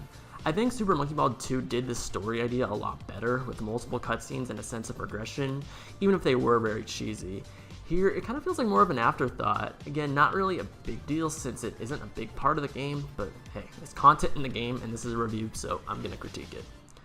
Before getting into gameplay, I really do think that having only a story mode really hurts the flow and progression that the classic games introduced. I always felt like the beginner, advanced, and expert setup was not only way more creative, but taught the player to get good at the game, so you really had to become skilled to beat them. With a pure story mode, you also lose concepts like warp goals, which really promoted not only exploration, but encouraged the player to try harder strategies on the levels, and it improved the replayability on future attempts. That being gone is bad enough, but the biggest problem that comes along with a forced story mode is the lack of true multiplayer. With Monkey Ball, many people speedrun the game, coming up with new strategies and skills, which of course is awesome, but I think it means many of us forget how Monkey Ball is perceived in a casual lens. In the eye of a casual audience, Super Monkey Ball is a party game, and not a single player game or a platformer. The original game struck a perfect balance. You can play it single player if you wish, but if you want to host a party where 4 people can kick back and play together, you can. And as someone who played the original games as a kid, this is exactly how it was. I remember sometimes playing the game in my spare time and sometimes bringing it to a friend's house. In Banana Blitz, they killed off the multiplayer, save for the party games, which I'll get into later. But for now, we'll outright say they are nowhere near enough to save the multiplayer aspect of this game. The original version was released with no multiplayer as well, sure, but this could have been easily fixed in a remake, and for cheap as well, considering how easy something like this would have been to code. I'm unsure how this game is doing in terms of sales right now, but with constant price drops and pretty much no word of mouth going around, I can't imagine it's as successful as Sega would have wished. Imagine if this game did have multiplayer. Potentially 4 people per copy could learn about the franchise after potentially not hearing it for years, and end up buying their own, and the chain would go on. In the year 2019 as well, with gameplay being consistently streamed on platforms like Twitch and YouTube, large audiences would have seen many people having fun and potentially want to buy the game for themselves as a party game.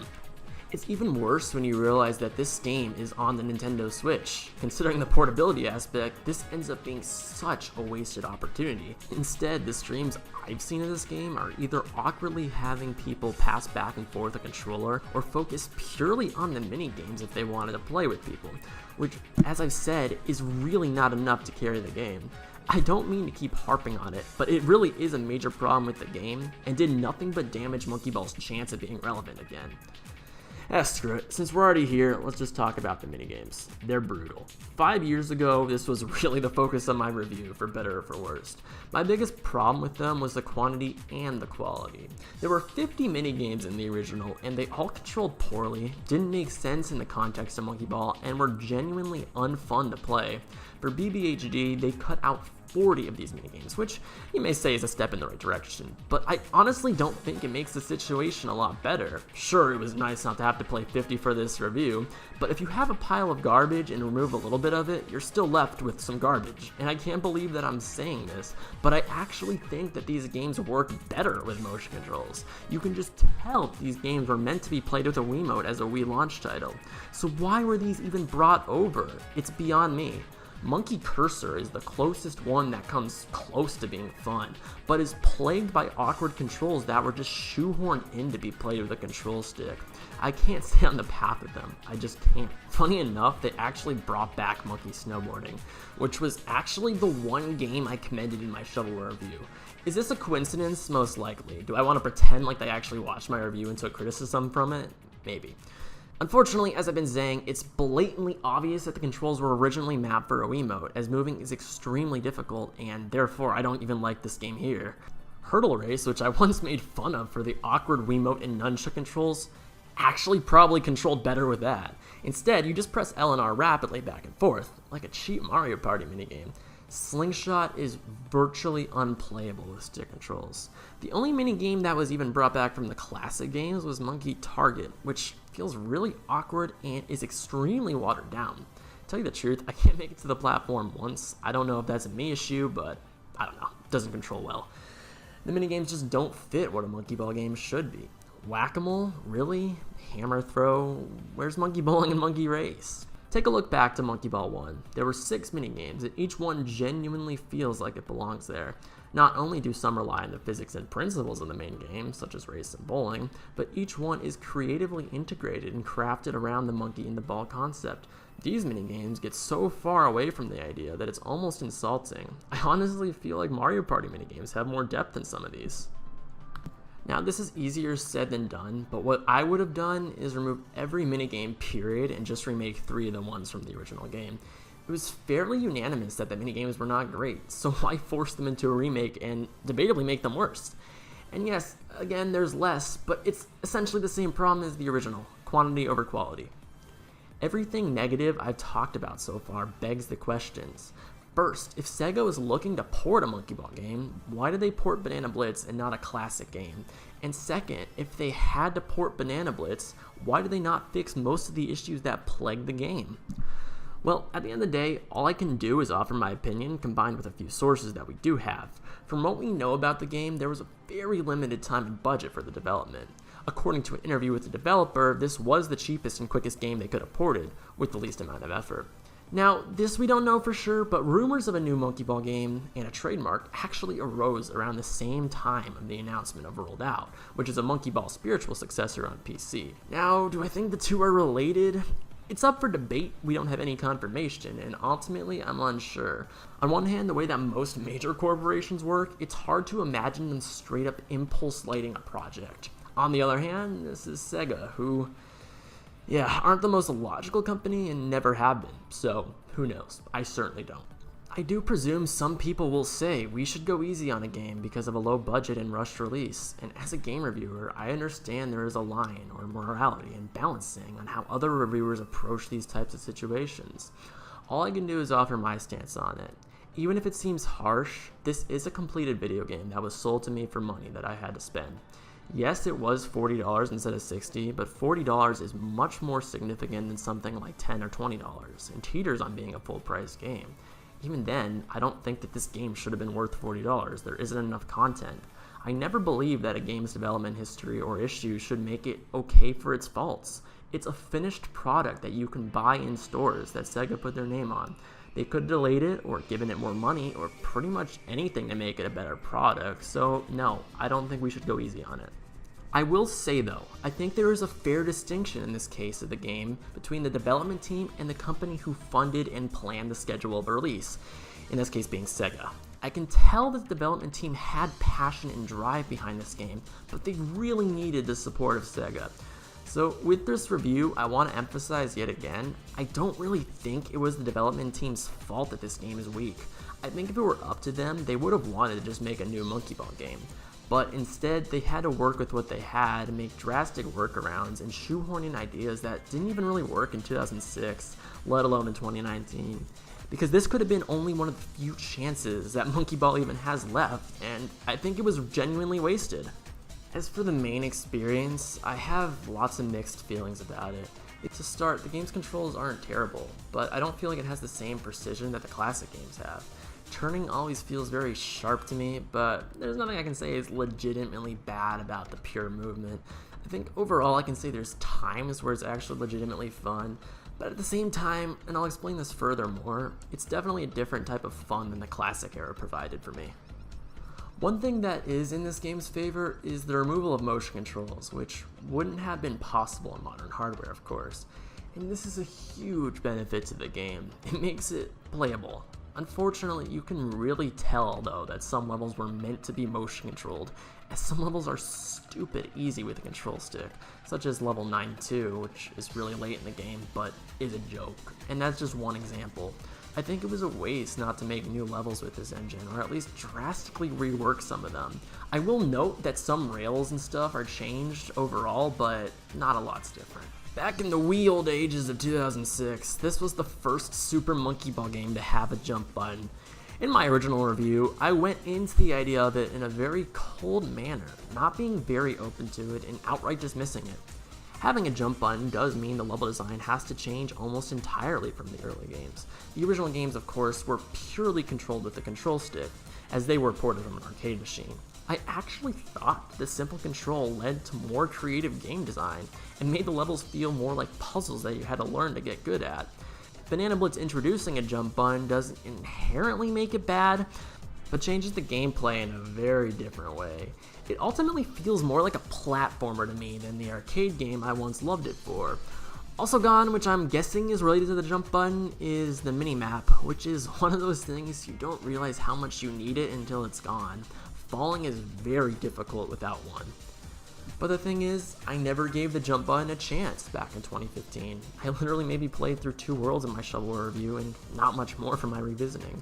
So you know what? I did this time, knowing that the motion controls I once tested were gone. And you know what? I still don't like it. Like I said, I always played Monkey Ball for more of an arcade puzzle experience and not a platformer. It feels genuinely wrong to me and turns this game into something so far out there that I just can't enjoy it the same way I did the original games. That's not to say I don't get any enjoyment out of playing this game, because that would be a lie. There are times I am having an okay time, and that's fine, but it just doesn't capture the Monkey Ball experience for me, and that is ultimately my biggest problem with Banana Blitz and Banana Blitz HD. It lacks any type of soul or meaning that the original games had. Again, I'm not saying it's outright a bad game, it's just so different and not what I look for in the series. Banana Blitz was essentially a soft reboot of the franchise. Not only is it almost an entirely different game with different game modes and ideas, they changed their designs. I do have a perspective shift on this, however. I personally don't like them and would really like a return to the older designs, but I can't say with a straight face that this ruins or dampens the experience of the game, because it doesn't. You know, things do have to change and evolve over time. You can't do the same thing forever. Me saying the designs were a problem with the game simply isn't true. I still think they look bad.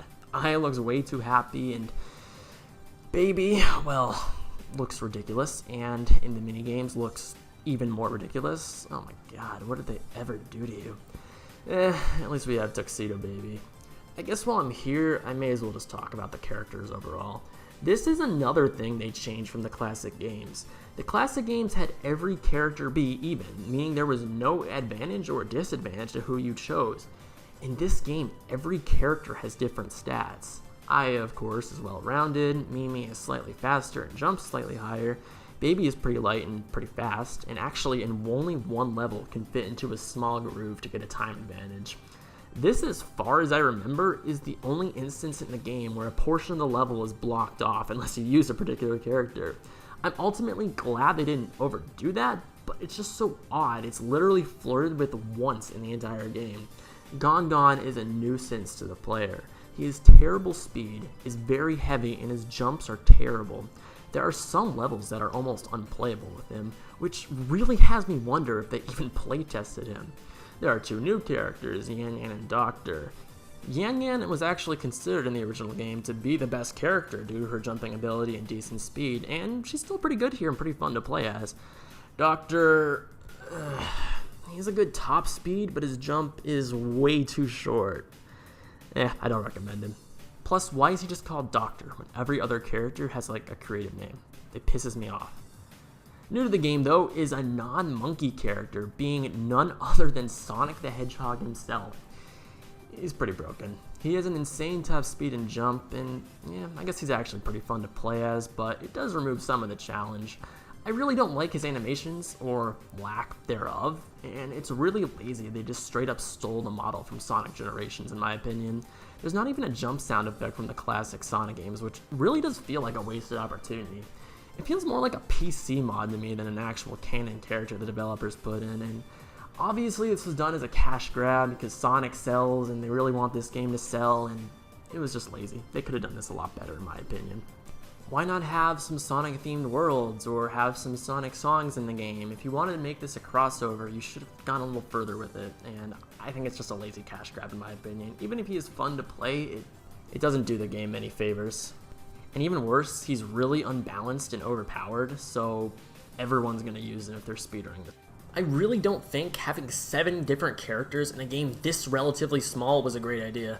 For one, if you're focusing on speed, literally every character is irrelevant besides Sonic. As I said, there's not many exclusive things you can do with individual characters. There's occasionally a banana you can jump to with a higher jump, but pretty much everyone's just going to end up playing as Sonic or Yan Yan. So why bother putting in 7 characters? Why bother putting in Gon if he's at a severe disadvantage? I get that this was supposed to be an evolution or a soft reboot, but this is not the way to do it. It's even more silly when you realize that Doctor and Yan Yan really don't have a lot of purpose. In my opinion, if they just spread the stats among 4 original characters instead of having each one be slightly different, it would have been way more efficient. You end up having characters that are pretty similar to each other, such as Aya and Mimi, Doctor and Gon, Yan Yan and Sonic. It's an idea that maybe could have had potential, but really fails to go anywhere, and in my opinion, it's a detriment to the game and its accessibility. Because why play as your favorite character if he or she is bad? Again, focusing on a casual lens, someone who liked to play Gon in the classic games will not enjoy playing as Gon here.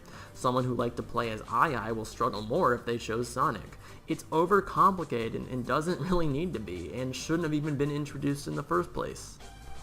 Also new to Banana Blitz, there are boss fights, which I also crapped on in my review. I know lots of people actually like the boss fights, but I really don't think they have a place in Monkey Ball. Again, it gives it more of a generic platformer vibe, not to mention some of these bosses are like straight up broken. World 2 feels like a terrible beta version of what they intended it to be. The camera can't keep up, there are random platforms that are really awkward to get to, and the boss just kinda moves around weirdly in stalls. Not to mention, the bullets are incredibly cruel and sent me flying off the stage multiple times. And I know I'm not the only one who had this experience, because everyone I've talked to about it and watched play it feels the same way. The closest thing we have to a good quote-unquote boss is World 4's, which really feels like more of a level if anything, but even that is pretty broken. It starts off pretty fine, but as you get closer, hitting the bullets that are far away is almost impossible. And again, I'm not trying to focus on speedrun strats for this review, but you pretty much have to do them here and ignore the intended way of hitting the bullets far away. Even then, it can be difficult and not fun to deal with on a first playthrough. World 5's boss is also really frustrating. It seems you can't go anywhere without getting attacked by a barrage of tentacles and whatever these things are. The rest of the bosses range from mediocre to fine, but really boring. It's also important to note that if you die in a boss, the health doesn't stay down, which means if you die 2 minutes in, you're playing those 2 minutes again.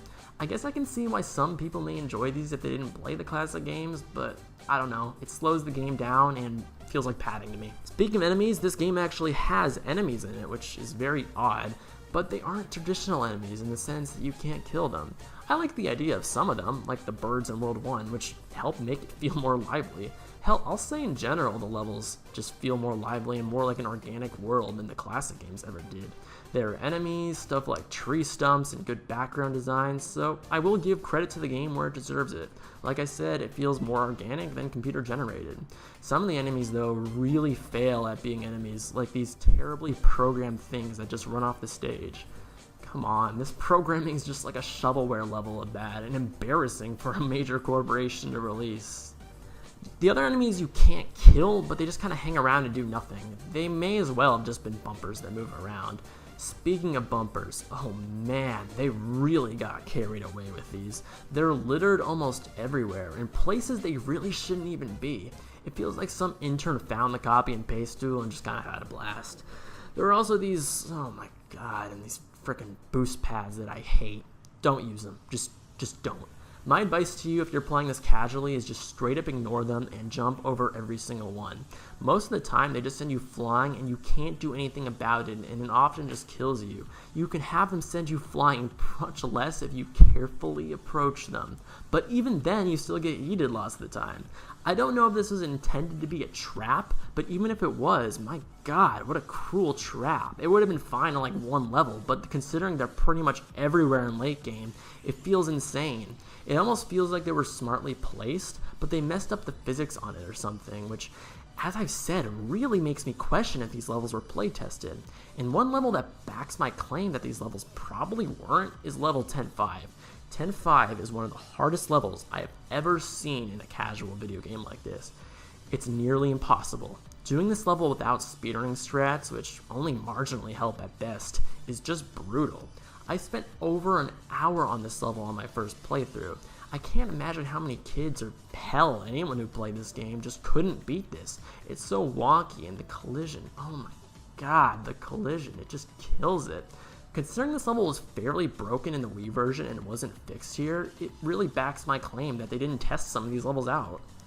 Speaking of the collision, we need to talk about it. It's not great, and I don't mean to talk about the jump button again, but probably wouldn't have been a problem if this game didn't have a jump function, because every time you land, you can go flying in a ton of different directions.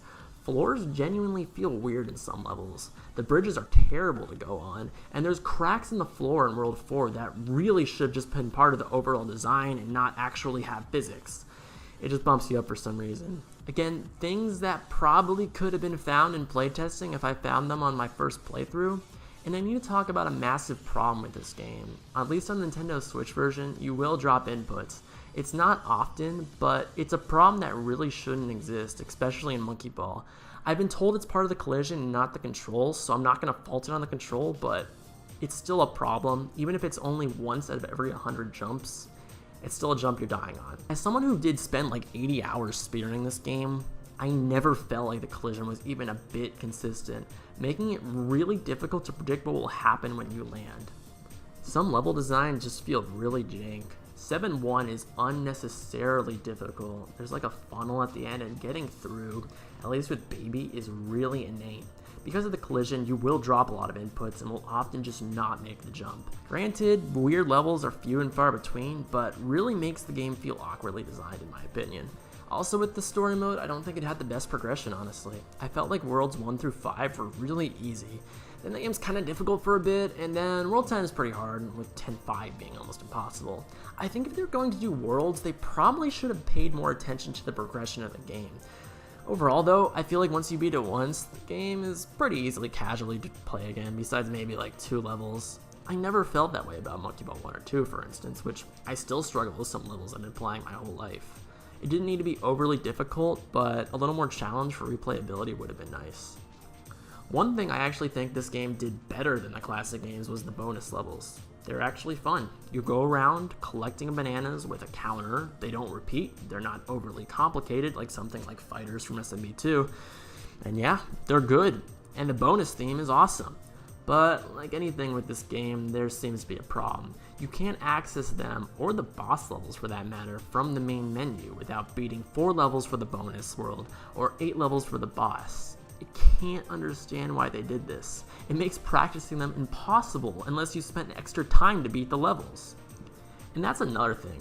Practice mode is gone, like straight up removed. So practicing individual levels, something that was a breeze in the original games, is such a pain here.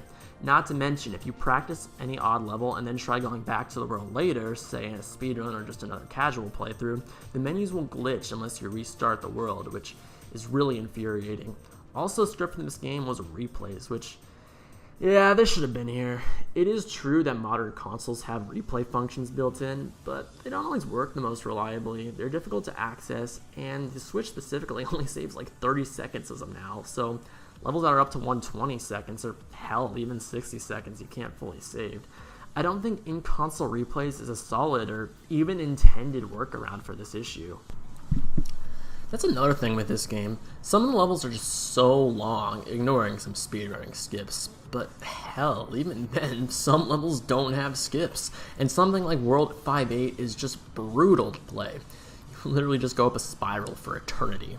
I think 60 seconds really was the sweet spot with the classic games. And granted, not all the levels in this game are 120 seconds. I just can't get behind some of these longer levels. Shifting gears to the aesthetics, the skyboxes themselves, I'm pretty mixed on. I actually love some of them, such as World 3, which is like this beautiful and comforting looking snow level. World 8, which is really colorful and vibrant space area, and World 10, which is just, again, beautiful to look at. The rest range from tolerable to really bad, honestly. For example, World 9, it just looks really gross and gives me like a really cheap feel. I do think overall Monkey Ball 1 and 2 did this better, and also I feel like 1 and 2's designs were so much more or less generic. Here we have grass world, forest, snow, desert, swamp, lava, cloud. Yeah, I've seen this before. At least with 1 and 2, they did kind of use some of these, but they had their own feel to them and felt genuinely creative. Music-wise, I heard people are in kind of a bit of a toss-up on it. Now, as someone who didn't play the original that much, I don't remember many, if any, of the original soundtrack, which was actually removed in this remake, save for World 3. But to be honest, I really like the music in this game, like, legitimately. From the theme song, which gets me way too pumped up to play the game, to some awesome tracks such as World 10 and the bonus stage. I really like them and think they actually nailed it in this department. Again, I know that's not the most popular opinion, but I don't have an attachment to the original, so going in with a fresh lens as a new player, that's just how I feel. I will say though, when they use tracks from Monkey Ball 1 and 2, it feels really awkward to me. But these moments aren't too much of the game, so I'm not going to dock the game for that. I'm also not saying that remakes are outright better than the Wii version in terms of music, but for the purpose of the game, I enjoyed them. One thing I really like that they added, and is one that I actually suggested when I heard they were making a remake, is costumes. Now apparently they're ripped straight from Super Monkey Ball 3D, which doesn't bother me too much because I didn't really remember that, and I think they're pretty cool to have. They're fun unlockable. I do think they should have been unlocked maybe in a store with the bananas you get, but not a big deal. Speaking of bananas, every 20 of them grants you an extra life. The bunches also vary now, usually depending on how hidden the bunch is. The original did Bananas' lives as well, but had so much more meaning there, considering you could actually game over. Here you can soft game over, but it really doesn't matter, so what's the point? The game developer's answer to that would be the completion medals you get for not game overing in a world. But they literally do nothing besides giving you bragging rights. And even then, they're kinda broken, because if you beat the game in one sitting, your lives carry over from world to world, meaning you can stop and get every banana in the easier worlds and hell in the harder worlds, and just straight up get all the completion medals, assuming you have an easy go around. It's so weird how they did this. It almost feels like an oversight, but I guess it works. But lives don't save, so just remember that every time you restart, you won't have your lives anymore. But again, there's no real point to any of this besides bragging rights. New to this game is the time attack mode. I put new in air quotations because this is pretty much what the way they shoehorn in a beginner, advanced, and expert. I didn't bring this up earlier because I really don't consider it to be what the past games had, because really what they did was just take the story mode levels and lazily split them between the three.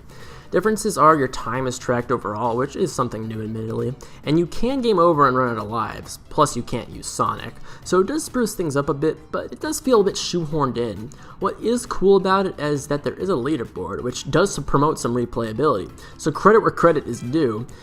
You can also do the same thing with minigames, which, okay, if you want to play them single player, go ahead, I guess. There is one problem with these, and that's you can't do them offline. Now, that's obvious, right? You can't connect to a leaderboard if you don't have an internet connection. But the problem is, you'll literally be sitting on this loading screen forever if you don't have a connection without a prompt to exit back to the menu. So I actually had to close out my entire game and reboot it. It's essentially a soft lock, which again could have been easily playtested. It wouldn't be that big of a deal if you started the mode and it said you need to be connected to the internet to save your times, but they literally tell you nothing, so your score essentially goes to waste. So I guess don't try this on a plane ride or anything. I do want to point out that this game did get a PC's port, which is actually the first Monkey Ball game on PC. I don't have a way to play PC games, but apparently they did add some stuff to this game, such as a camera mode. They fixed some collision issues and also added cubes and triangles. Huh. My point is, they didn't really patch anything major on consoles, and this review is more focused on the console version, but just know that lots of my points I bring up do apply to the PC version as well. People are also good at modding stuff, which, hey, I know nothing about, but it is cool that they can choose their own music and characters and whatever PC gamers are doing nowadays. I know some people are actually working to make the game more enjoyable, so credit to them for doing so. It is really frustrating though that the PC version had updates and more content from Sega than the console versions, but launched for $10 cheaper on Steam. Honestly, this does alienate me a bit, and I recommend to you that you don't buy Sega games day one from here on out if they're going to continue this model. So, Super Monkey Ball Banana Blitz HD.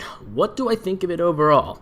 Well, I do understand I did critique it a lot in this review, but I don't hate the game. I think it's probably a 6 out of 10 at best, and maybe a 5 out of 10 at worst. Probably more worth it at clearance price. I can't say this game is outright good. There are just so many problems with it that really hurt my experience with it. I did try with this game to enjoy and give it a chance, I promise, but I ultimately still don't like it very much, and I don't think it was the best choice to port over. Considering most of the game would have had to been scrapped to fix the problems with the Wii version, they should have just made a new game. And I get that this was made on a low budget, as I said earlier, but it didn't have to be. They didn't have to go insane with a new Super Monkey Ball game. Give us some new levels and maybe a few mini games, and I think Monkey Ball fans would have been happy. I also can't imagine that Deluxe would have been that much more expensive to port, which brings us to the real reason that I think Banana Blitz was ported, and that's because it sold the best out of the series. I don't think that Sega truly understands that sales doesn't equal quality. Superman 64 sold so well that the company considered making a PlayStation port, and just think about all the games nowadays that release that suck but sell millions. Within their own company, Sonic 06 was a platinum seller on Xbox 360, and they know that game is unanimously hated. I think Banana Blitz being a Wii launch title gave it an undeserved sale push that is giving Sega these rose-colored glasses, because ultimately, they didn't fix many problems, and even brought some more. The minigames are still terrible, the characters are unbalanced, the level design is wonky, and now there's jank physics, broken menus, and even more unbalanced characters with the addition of Sonic. Granted, there are some good things with the game, such as being able to play it without motion controls, an updated menu, and polished graphics, but at its core, it's still Super Monkey Ball Banana Blitz, and not much has changed overall. You can only do so much to fix something that's just broken. And like I said, I don't think it was the devs team's fault because they do show a sense of passion and excitement for this franchise, but we're very limited. I think it is Sega's fault ultimately for half-assing the idea of giving this series a legitimate chance. So listen, I don't know the future of Super Monkey Ball. There's talks of a new game according to the Twitter, but I'm not getting too cozy because this game most likely underperformed. There are spiritual successors coming out such as Rolled Out and Paper Ball. Rolled Out could be the future of Monkey Ball with a level creator and all, but it not being on Switch will hurt accessibility in the casual audience, so it's tough to say. According to interviews, the dev team is well aware that fans prefer the older Monkey Ball. And hey, it's nice to be acknowledged. I think I would have been happy hearing that 5 years ago as well. And I want nothing but the best for this series. I may have critiqued it to a T in this video, but it's out of love. It's not out of hate or disdain like my shovelware video may have come off as. And I hope if they continue, or are in a position to continue, that maybe we'll get a return to form. And if this was the stepping stone to get there, well, it was worth it. Anyways, this has been JeffCompass, and yeah, if you like this video, make sure to check out the EE podcast to hear me talk about Monkey Ball with a group of community members. Follow me on Twitch to watch me live stream, because I do speedruns, and occasionally I'll do some Monkey Ball. And yeah, all my links are in the description. Peace out, and yeah, thanks for watching. This is a long video. So, have a good one. The appeal of game consoles has always been first and foremost the games. In the early days of console gaming, you'd pop in a cartridge and almost instantly be playing the game. Some consoles had cute startups and such to add some personality to the console, or just to have as a backup if you didn't have a game in. However, as game consoles grew and developed into what we knew them as now, more features and more functions became the standard with every new console that released. Some of these features would be playing media such as CD or DVDs, being able to change the date or time, or even much later, being able to go online and use services such as internet channels and virtual stores. Of course, there needed to be something to tie this all together, and thus was born the game console OS or operating system, or in simpler terms, a menu. But it can also go by UI or user interface, lots of names. What everyone remembers typically isn't just the actual functions of the menu, but mainly the aesthetics and music that brought everything together. The fourth generation of consoles was the last one where almost every competitor was still using cartridges. And I know I'm getting older, and by now there may be kids or younger teens who watch these videos and don't understand what a cartridge is, so I will explain that a cartridge is, right off of Wikipedia, a removable memory card containing ROM designed to be connected to a consumer electronics device such as a home computer or video game console. In other words, not a CD or DVD, and it took up more physical space. It was crazy. So when game consoles started using CDs to hold the games, naturally it led to more features, such as listening to music CDs, which often required its own menu in itself. So naturally, one of the first instances of user interface being in a mainline gaming console was one of the first CD-based consoles, the Sega Saturn. This only would show up when there wasn't a game in, so not the first menu that appeared on startup, and technically more of a CD player menu, but still interesting to note nonetheless. I guess there's not a lot to say about this one. It definitely does look like a product of its time though. It's your basic CD player, but it does have a lot of options, such as changing the pitch of the audio or muting it, and if you really wanted to go 90s, you could hide the menu and see this radical space sequence. It did have functions that were kind of hidden, such as a clock and languages. Now this looks bad in 2020 of course, but at the time, I think this is pretty radical. In the same generation was the PlayStation, which had a menu that was not good. I don't think this one is as interesting. It's really blocky, and I don't think this looks the best, even for its time. Don't get me wrong, the Saturns didn't age that well, but I still think it had a more charm and more personality than this. Even the CD player looked kind of underwhelming. Again, the menus didn't look amazing, and this is a product of its time for sure, but I do think the Saturns looked better. Like, okay, the Saturn had astronauts just flying in space, so they win. From the same generation, funnily enough, the CDI also had a menu, but just like the console, there's nothing to say about it. I mean, come on, this is a disgrace. I don't even know why I mentioned this. So yeah, early video game consoles were a bit of a mixed bag, but they were okay for their time. As always, Nintendo was just kind of in their own world, and the N64 didn't have any menus, which makes sense when you realize it's still a cartridge-based system. However, they did release an N64 disk drive add-on only in Japan, and it still didn't have a menu, just Mario swimming with an N64 logo, but this still isn't a menu, so I don't even know what I'm talking about this. Let's just move on. Meanwhile, on the side of handheld consoles, there were virtually no menus at this point until one titan came along and innovated. That's right, you know the console, the greatest console of all time, developed by the best publishers ever, not Nintendo, not Sega, not the goddamn Atari Lynx. We're talking about the Tiger Gamecom. This menu was controlled with a touchscreen with a stylus, which was actually really innovative for its time. It had options for cartridge, which was the game, a phone book where you could save numbers, and a calendar if you wanted to use this as a PDA, a calculator, and a built-in solitaire game. Also, you could connect it to the internet. I wonder if one person on the face of the planet unironically has ever used this feature. But for what it was on 1997 hardware, it's actually pretty awesome, and I'd say in a way this inspired the DS, so don't crap on this console too much. Only crap on it the appropriate amount.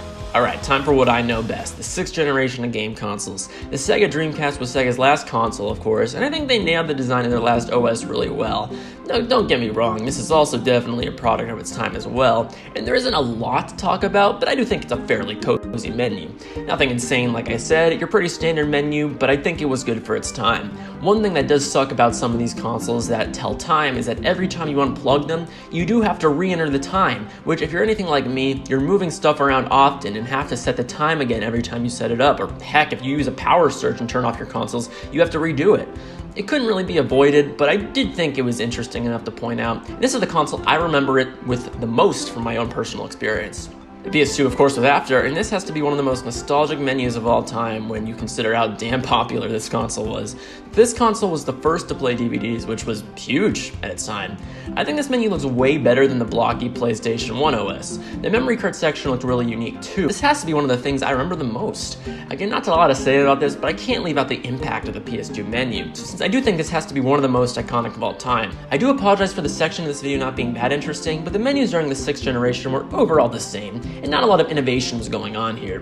GameCube was more or less the same thing, calendar, memory card, but I do need to say, while this may just be heavy nostalgia, my god, I love how this menu looks with its dark atmosphere.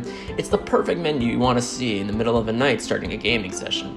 But again, not much to say about the menu, but I couldn't leave out the GameCube. And then there came along the big man on campus, Microsoft's Xbox, and let's just say this console shook things up big time. I mean, look at this, neon green everywhere, but it works really well. This, I would say, was the very start of modern game console UIs and deserves many points for innovation. Don't get me wrong, this doesn't look visually like something you would see in the current age, but here's where some of the modern menu choosings are more or less introduced. There's no longer memory card menus and hardware storage in general, since the Xbox contains so much space with its hard drive.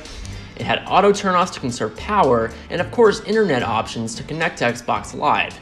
It also enhanced upon previous menu options of previous consoles. The CD menu, for example, you could save tracks straight to your hardware, which I thought was super innovative. It even could be used in games like GTA, as you could listen to your tracks you downloaded within the actual game.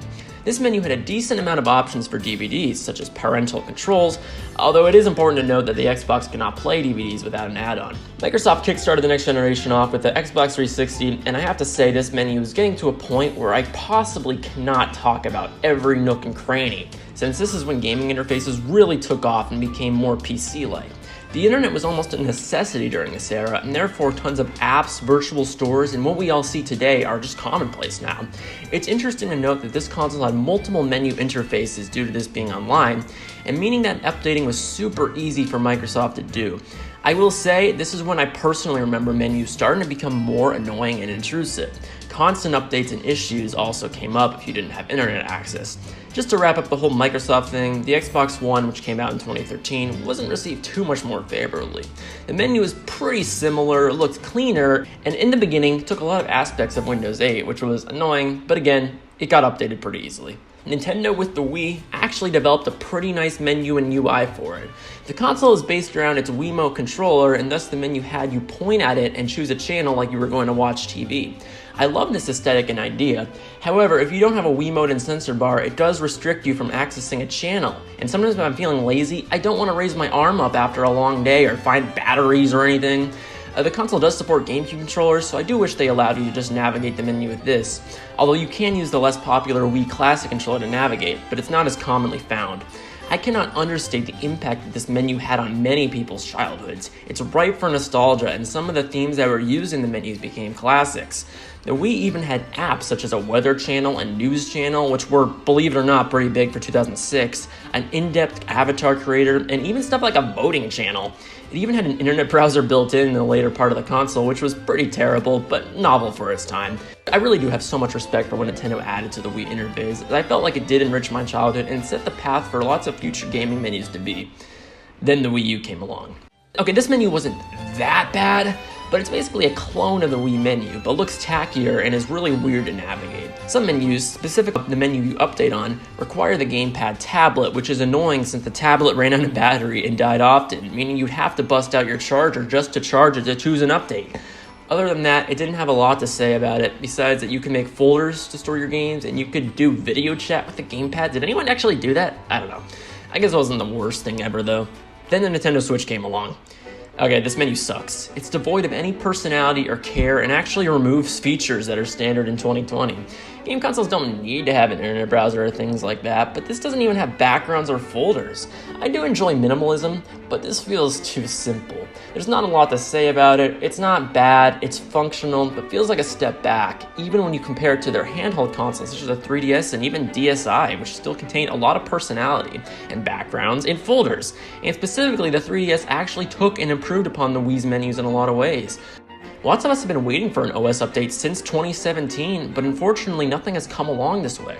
It's not the worst and gets the job done, but it's definitely not Nintendo. On the PlayStation side of things, they took this X and Y graph approach for a while, which I did like actually. There were nice backgrounds and music could be played to complement it. I also did like how this was the standard for handhelds and PS3 at the same time, which brought unity to the Sony brand. I don't want to skim over these, but it is difficult to talk about some of these modern gaming venues where there are just so many features, so I do apologize for some of the scarcity in the second half of this video. But this video is more about the aesthetics and innovation of gaming menus and what they grew to be. And I have no doubt that they will continue to evolve in future console iterations as consoles become more and more PC-like, as we've seen over the past decade.